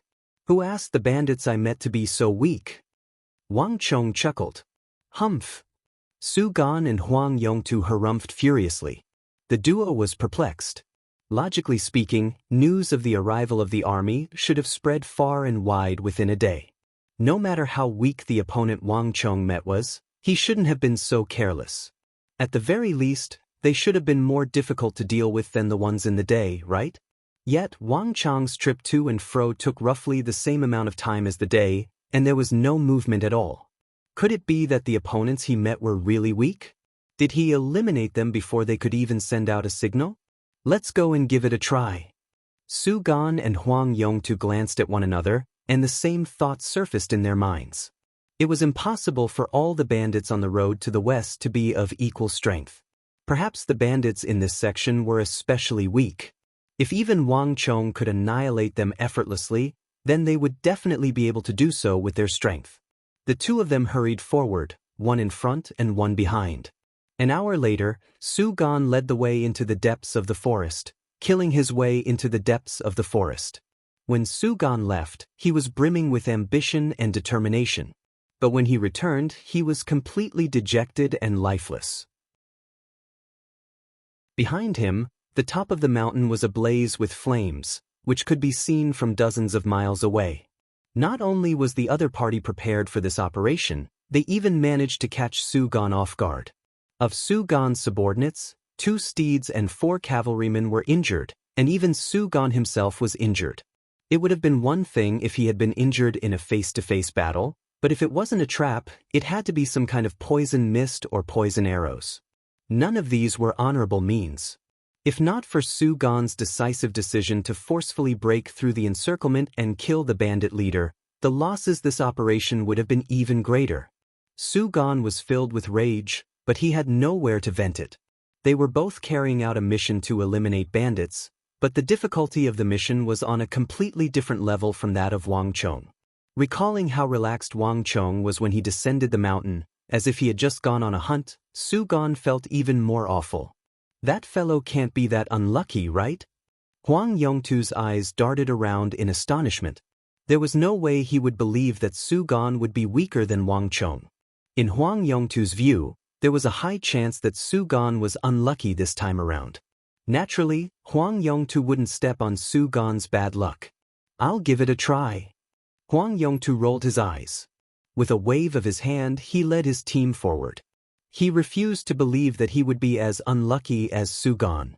No matter what, bandits were still bandits. There was no way they could match up to the official army. Huang Yongtu left swiftly, and he returned even more swiftly. His hair was disheveled, and his face was dirty. His luck was even worse than Su Gan's. The flames that Su Gan had caused in the mountain had long caught the attention of the bandits. As such, the other party had made ample preparations, using all kinds of traps, ambushing arrows, poison mist, and even attracting the attention of bandits from other mountains. It had been an arduous battle, and nearly all of Su Gan's subordinates had sustained injuries. Even Huang Yongtu had nearly been struck by a poisonous saber. If not for one of the cavalryman's quick reflexes, using his own body to block the blade for him, Huang Yongtu would have been poisoned and injured. Hurry up and help me. Carrying the unconscious cavalryman who had blocked the saber for him, Huang Yongtu bellowed in exasperation.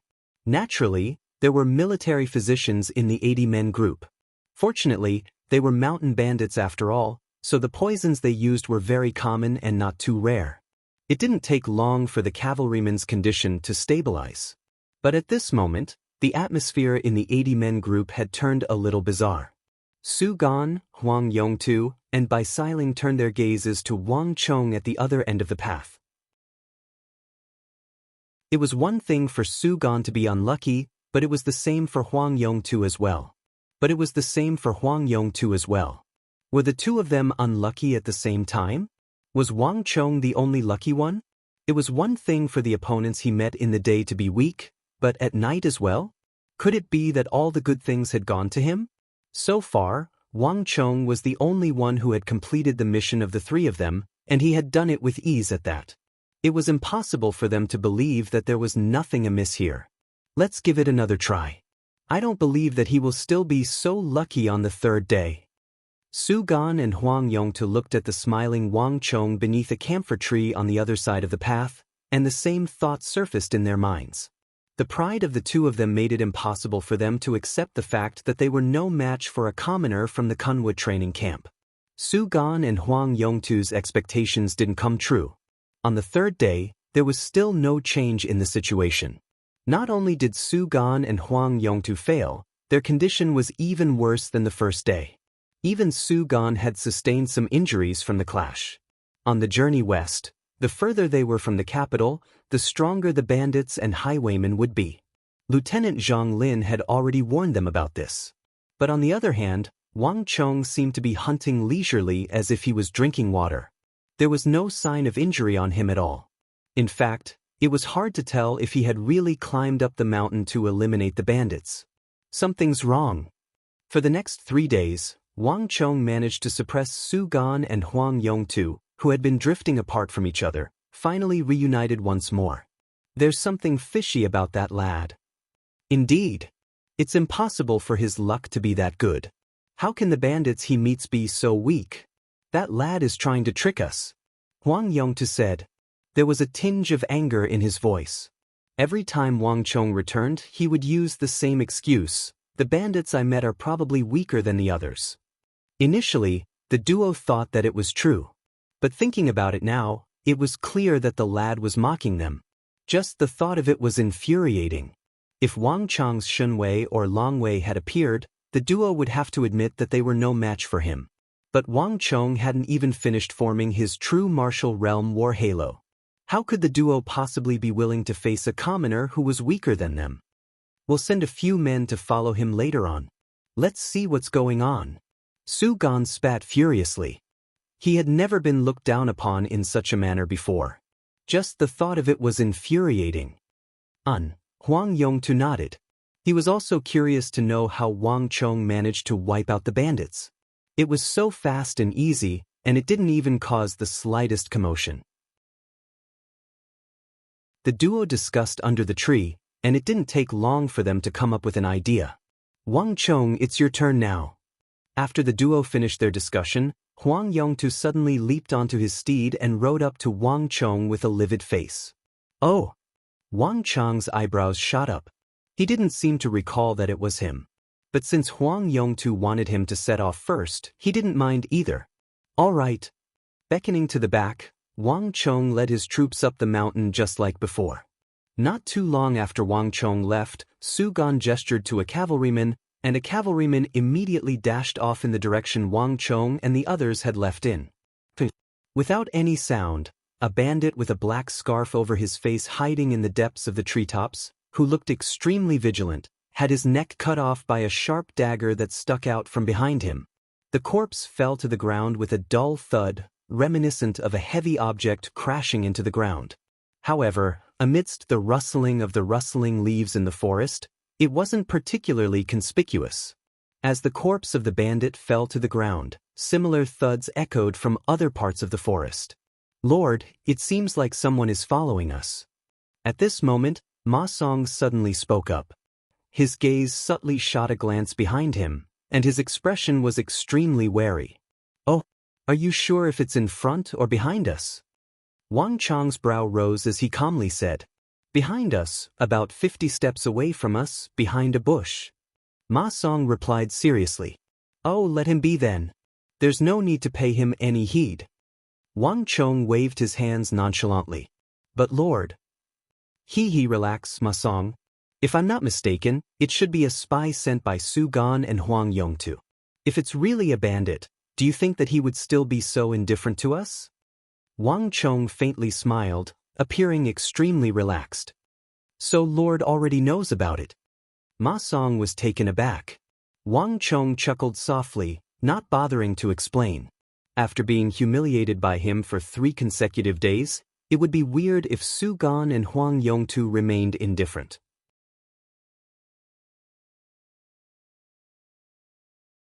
Chapter 331. Get ready.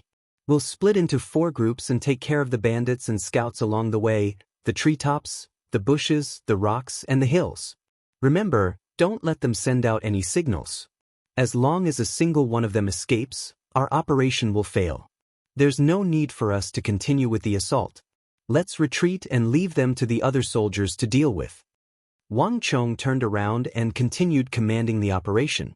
Yes, Lord. Ma Song quickly left to carry out the orders. Hearing the dull thuds from the forest, a smile slowly crept onto Wang Chong's lips. It was just that the bandits were weak, they weren't fools. To be able to survive the encirclement of the Imperial Army, they either possessed superior strength or exceptional alertness. No matter how strong they were no match for the Imperial Army. Thus, it was easy to imagine how alert the bandits were. Snakes had their ways and rats had theirs. After all, scions like Su Gan and Huang Yongtu were too inexperienced, and they had underestimated the difficulty of the mission.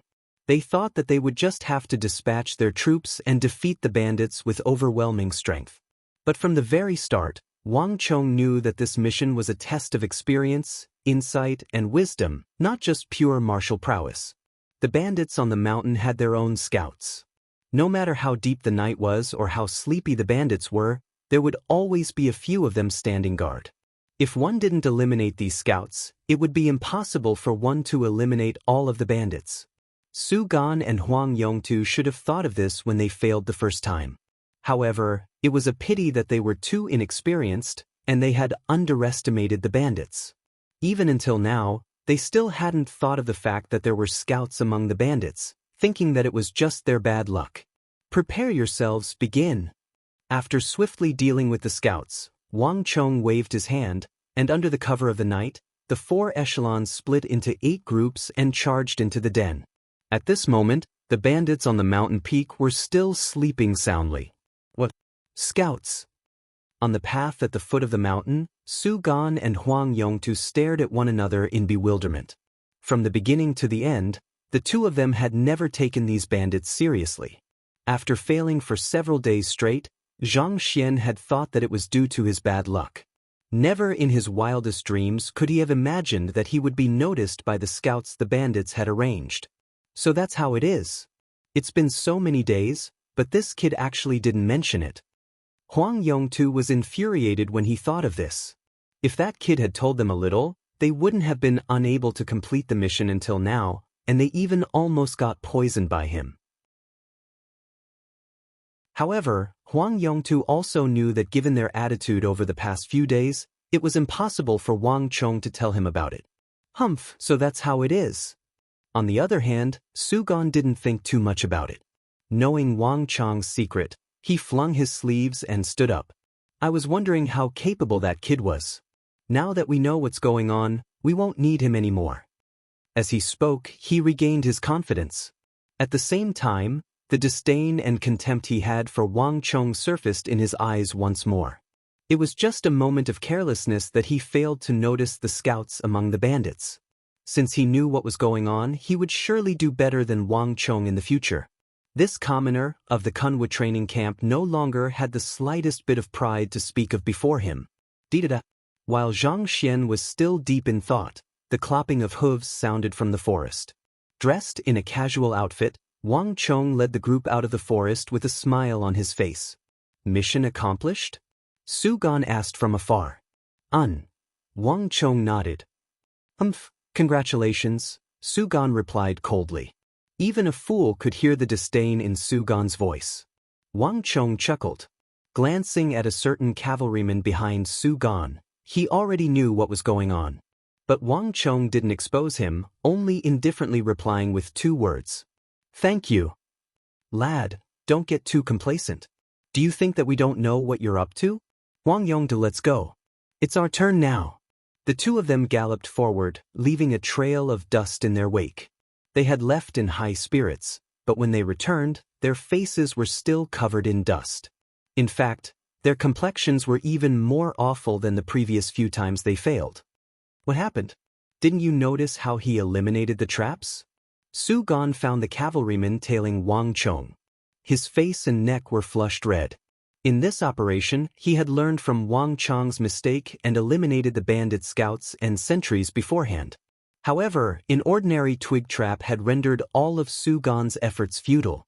Not only so, as they advanced westward, Su Gan noticed that the bandits had set up more and more powerful traps, making it nigh impossible to guard against them. Only at this moment did Su Gan realize that the only way to sneak into the stronghold without alerting the bandits was to eliminate the scouts. On top of that, he had to find a way to eliminate the numerous traps. I don't know either. I was tailing them, but I realized that they didn't fall for any of the traps. That was a moment of carelessness. The cavalryman tailing Wang Chong was also sweating profusely. It was the duty of a soldier to follow orders. Su Gan had instructed him to follow Wang Chong, and he had done so. How could he have expected so much? Su Gan's request had already exceeded the scope of his responsibility. Damn it! Su Gan and Huang Yongtu's complexions darkened. We have underestimated that lad. That lad held back. Hatred flashed across the duo's faces. Su Gan had suffered a setback, and so had Huang Yongtu. Even though the two of them appeared to be amicable on the surface, one stemmed from the might of a dragon while the other stemmed from the might of a god. Huang Yongtu thought that it was a coincidence that Su Gan had failed, but it turned out that he had failed as well. In this silent contest, the two of them were the losers. And the winner was none other than the person whom they didn't think highly of, Wang Chong. The two of you are back. May I know if the bandits have been eradicated?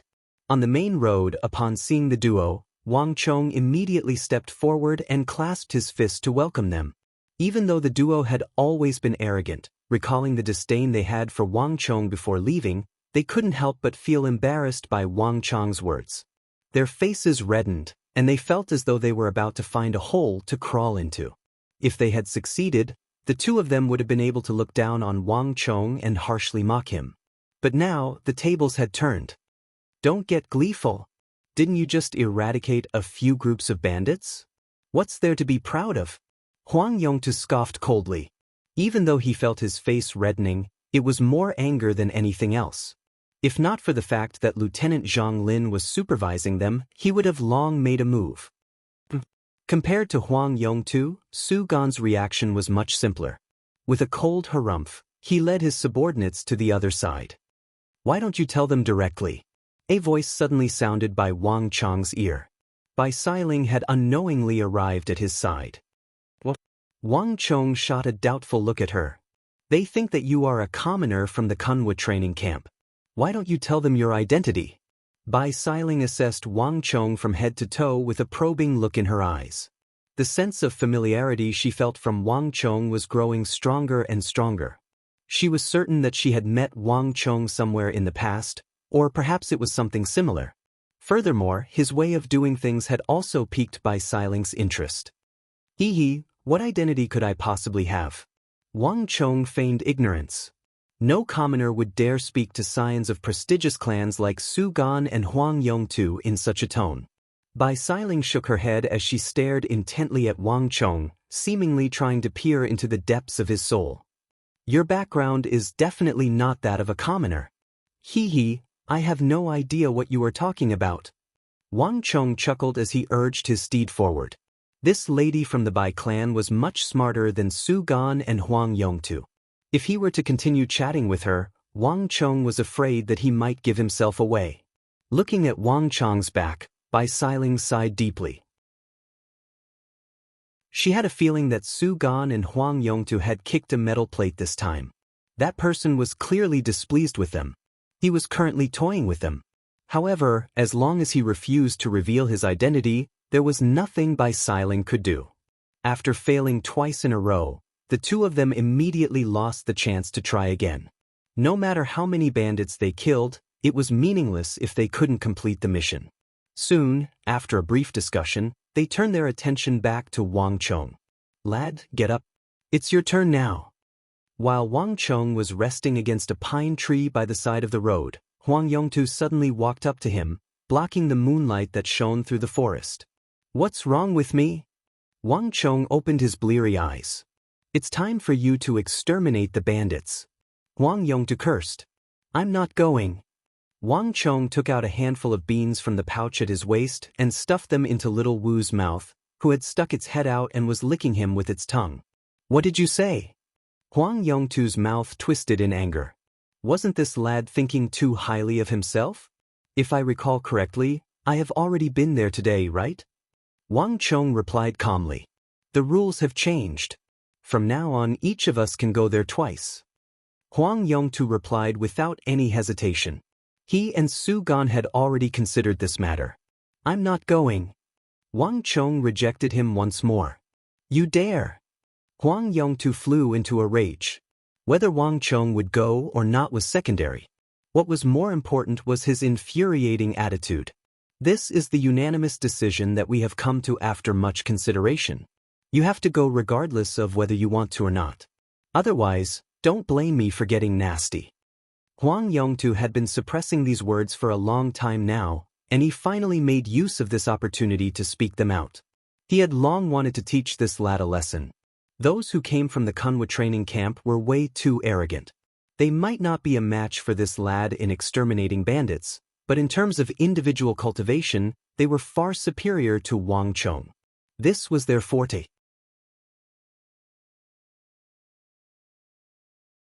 Chapter 332.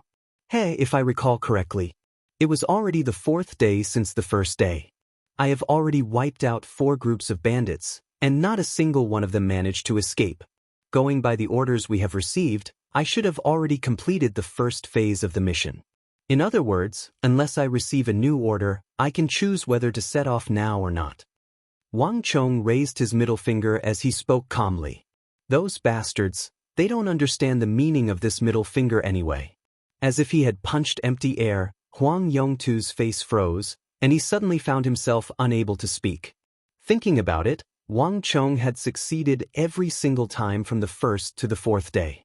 In other words, he had indeed completed all of the requirements of the first phase of the mission. All of the excuses that Huang Yongtu had prepared beforehand were rendered completely useless. Damn it. Huang Yongtu clenched his fists tightly as he cursed Wang Chong.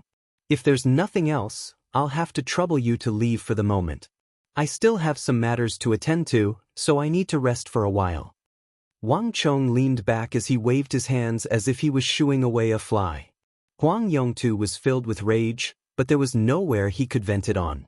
Thus, he could only turn around and return to his original spot. Su Gan opened his mouth, but he eventually closed it once more. There was nothing he could do at this point. In the remaining time, Huang Yongtu, Su Gan, and Bai Siling were still struggling with how they should complete the mission. As for Wang Chong, he was much more relaxed than before. If he was in a good mood, he would clear out the bandits along the way, and if he was in a bad mood, he would rest for the day. As for the second phase of the mission, Wang Chong was more than happy to be idle. Lord, their men are here again. In the forest, Ma Song suddenly exclaimed.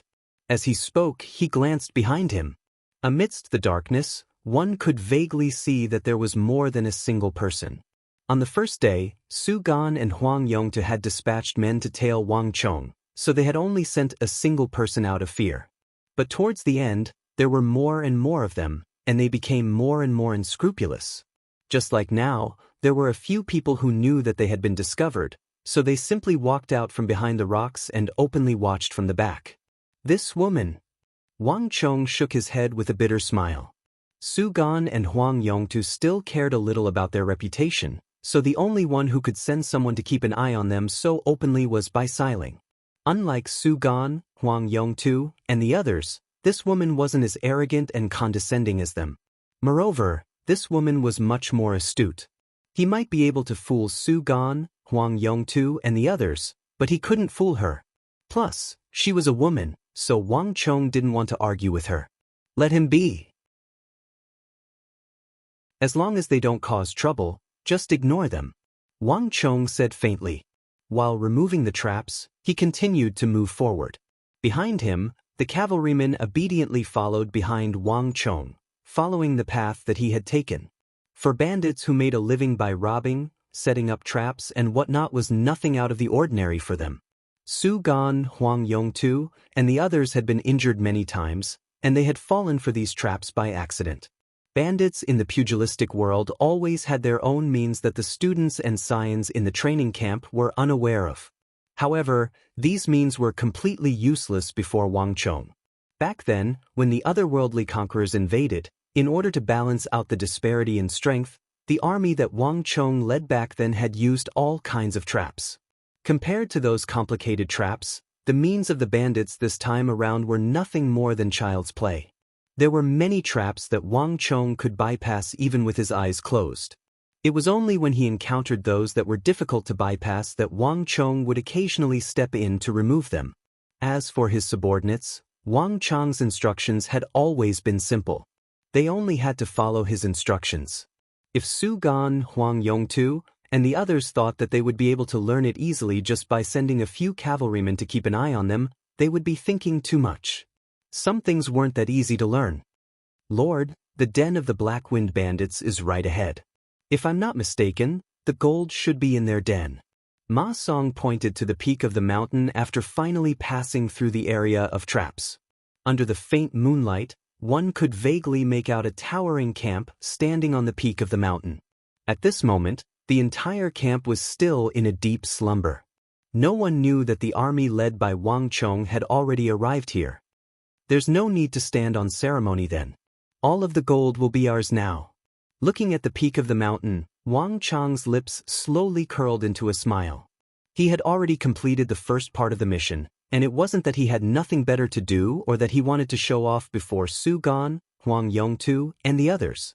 There was still quite a bit of profit to be made from this westbound Silk Road. Back when they were exterminating the bandits, Wang Chong had already asked around. Most of the bandits on the road leading to the capital were from the underworld, and they had nothing to offer. However, the Black Wind Bandits were different. They had just robbed a group of merchants, and they had obtained quite a bit of gold, jewelry, and accessories. The bandits had their own channels to dispose of the stolen goods, and they had sold all of the jewelry and accessories for gold. In other words, the Black Wind Bandits were a huge gold mine. How could Wang Chong possibly let go of such an opportunity? Right now, he needed money everywhere. When Wang Chong appeared with 20 cavalrymen and chests of gold, everyone's eyes widened in shock. Wang Chong's chests weren't covered with lids, and they were a glistening yellow, dazzling in the moonlight. Gold. There was probably at least 100,000 gold taels in there. No one could have thought that Wang Chong would be able to bring back so much gold from his trip to the mountain. In that instant, Su Gan and Huang Yongtu's eyes reddened. Even though the Su clan and Huang clan weren't small clans, the fact that they were able to enter Longwei and Shunwei training camps was more than enough to prove their worth. However, their clan's wealth was completely different from their own.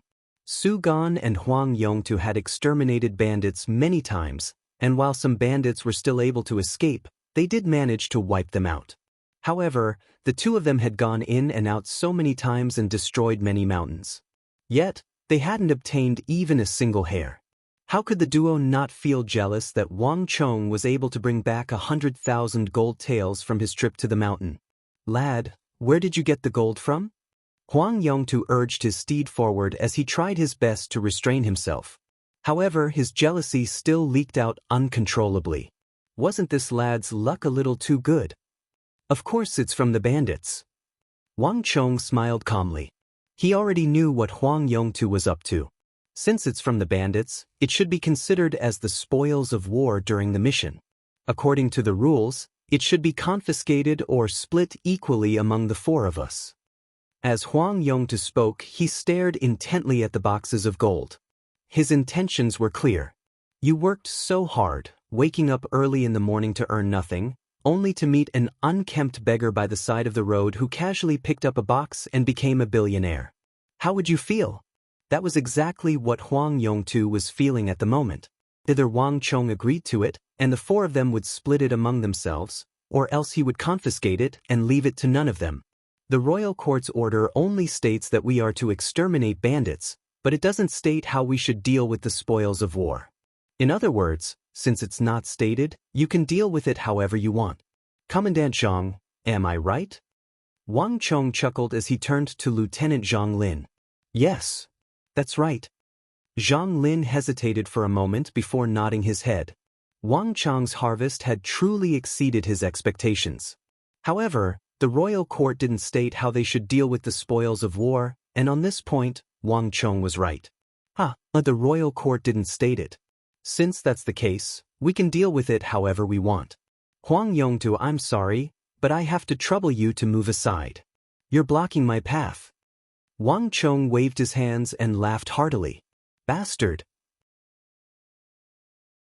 Huang Yongtu clenched his fists tightly in anger. Wasn't Zhang Lin's personality a little too straightforward?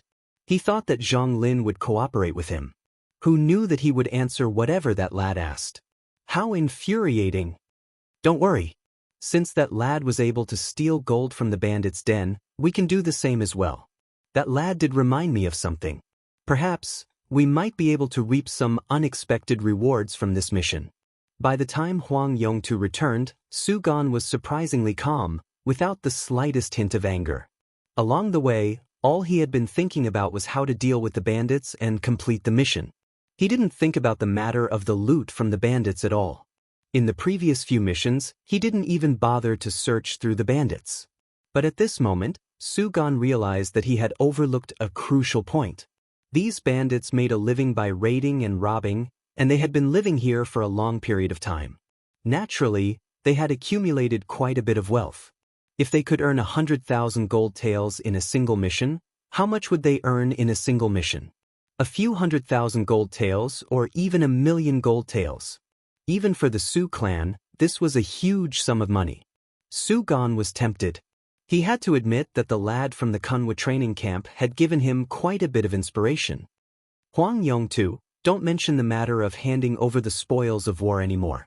This matter is beneficial to that lad, and it's beneficial to us as well. Let's just make it clear to all of us. Su Gan said. I understand. A contemplative look appeared in Huang Yongtu's eyes. He wasn't a fool, so why wouldn't he do something that was beneficial to him? Bai Siling, what do you think? Su Gan turned his gaze to Bai Siling, who was standing not too far away. He wasn't a fool either. For some reason, Bai Siling had been getting close to that lad several times recently.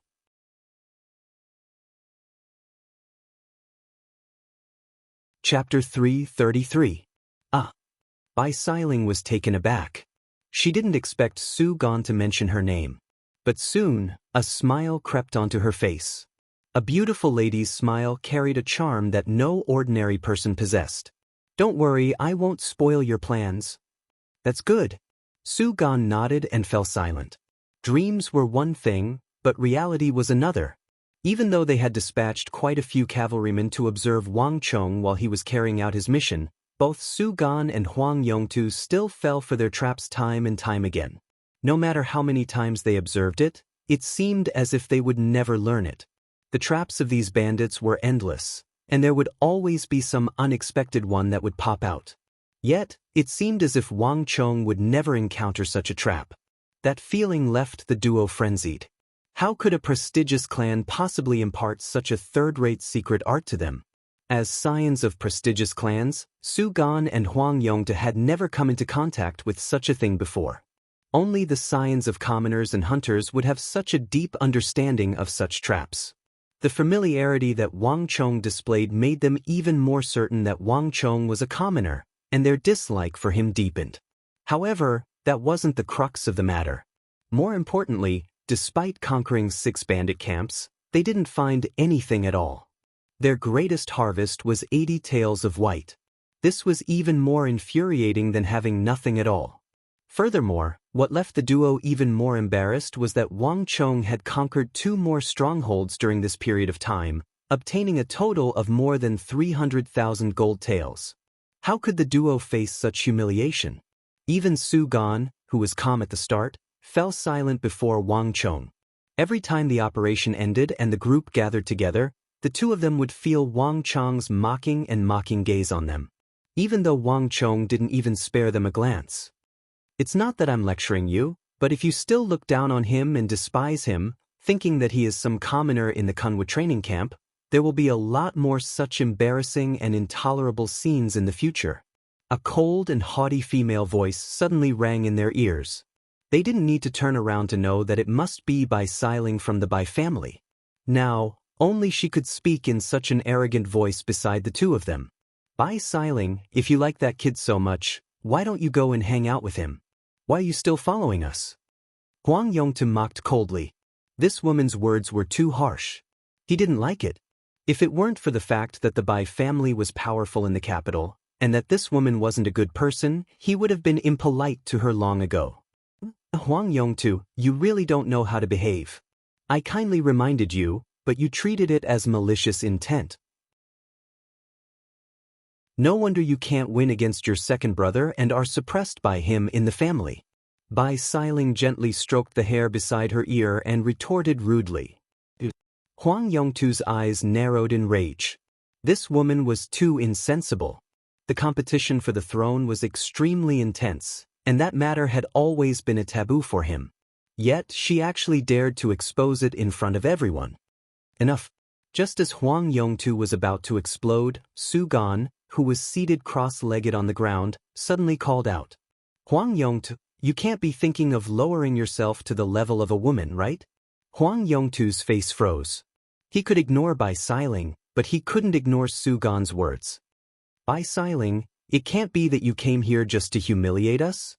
Speak, what are you trying to say?" Seated on the floor, Su Gan said impassively.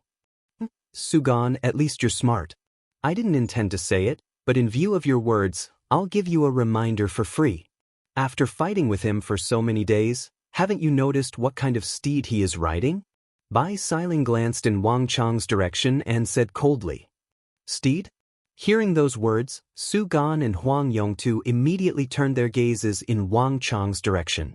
Under the gentle moonlight, Wang Chong's steed was grazing on the grass near a lush locust tree.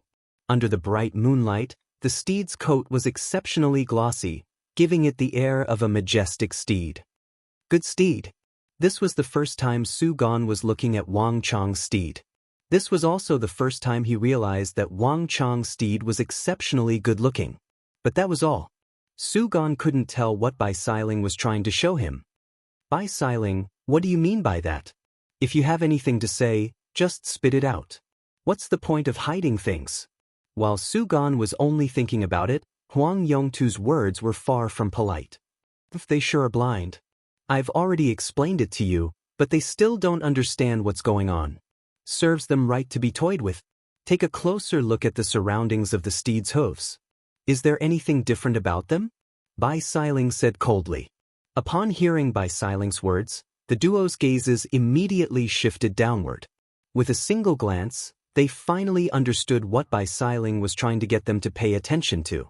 Under the moonlight, the four hooves of the steed were as white as snow, untainted by even the slightest speck of dust. At a glance, it looked as if it was floating in midair, creating a mystical sight. A thought suddenly struck Sugon's mind, and shock surfaced in his eyes for the first time. On the other hand, Huang Yongtu's complexion was the same as well. It seems like those two fellows aren't too stupid after all. Taking in the expressions of the duo, Bai Siling heaved a long sigh of relief. As scions of prestigious clans, their eyes weren't too shabby. The white-hoofed shadow is a majestic steed of the royal palace, a prized imperial steed of the royal family. It's difficult for even officials to be rewarded with it. That fellow has been riding it for several days now, and yet, you two fools still thought that he was an ordinary scion. Aren't you afraid of becoming a laughingstock? Bai Siling didn't let go of this opportunity to ridicule the duo. Wang Chong couldn't have imagined that the reason why Bai Siling viewed him in such a favorable light wasn't due to her intuition. Rather, it was because she had recognized the white-hoofed shadow beneath Wang Chong on the first day. This woman was far more intelligent than Wang Chong had imagined, and her thoughts were also much more meticulous. In truth, Bai Siling could have warned them long ago, but there was no way Bai Siling would admit to it. How is that possible? The white-hoofed shadow is an imperial steed of the royal palace, and even the influential officials of the royal court find it hard to obtain one. How could they possibly reward it to a brat of dubious origins? Oof, Bai Siling, don't spout nonsense. It's just a horse with white hooves. What nonsense are you spouting? You've gone crazy thinking about men. The last sentence was spoken by Huang Yongtu. Idiot. Huang Yongtu's last sentence caused Bai Siling's brows to furrow, and her heart to burn with rage. She had warned them out of goodwill, but they had completely taken her for granted. Bai Siling was about to explode, but she quickly calmed down. Huang Yongtu, don't bite the hand that feeds you. You don't know how to appreciate kindness. This is all I can do to help you. Believe it or not, I'm not the one who's going to lose face. With that, Bai Siling coldly snorted and tugged on the reins. She walked away, leaving a cold and elegant back view to the duo. This woman. Huang Yongtu was also furious. Bai Siling's personality was truly unlikable. However, Huang Yongtu couldn't do anything to her. The women of the Bai clan weren't easy to deal with. Bai Siling soon left. But after Bai Siling's departure, the duo calmed down. Even Huang Yongtu, who had mocked her a moment ago, fell silent. The duo wasn't fools. If Wang Chong succeeded once or twice, it could still be attributed to coincidence. But if he succeeded 3 times, 4 times, 5 times, or even 6 times, it was no longer a coincidence. Throughout their journey west, Wang Chong didn't fail once. On the other hand, the duo didn't succeed even once. With their backgrounds, this was completely abnormal. Not only so, thinking back, Wang Chong's colt was also abnormal. Even though it had yet to reach adulthood, its leg strength, speed, and the intelligence it displayed were not inferior to any divine steed. In fact, it might even be superior. It was impossible for an ordinary warhorse or foal to have such a performance. Brother Su, do you think that what Bai Siling said is true? Huang Yongtu hesitated for a long moment before breaking the silence. Seated on the ground, Su Gan didn't say a word. But most of the time, silence was an answer. The relationship between Su Gan, Huang Yongtu, and Wang Chong didn't improve. But Bai Siling's words weren't completely ineffective. At the very least, when Su Gan and Huang Yongtu met Wang Chong, they were no longer as arrogant and superior as before. Instead, they were avoiding Wang Chong, and there was a hint of bewilderment in the depths of their eyes. At the same time, Su Gan and Huang Yongtu also let go of their pride. After failing for a few more days, the two of them finally learned to work together. They combined their forces and went up the mountain to encircle the bandits.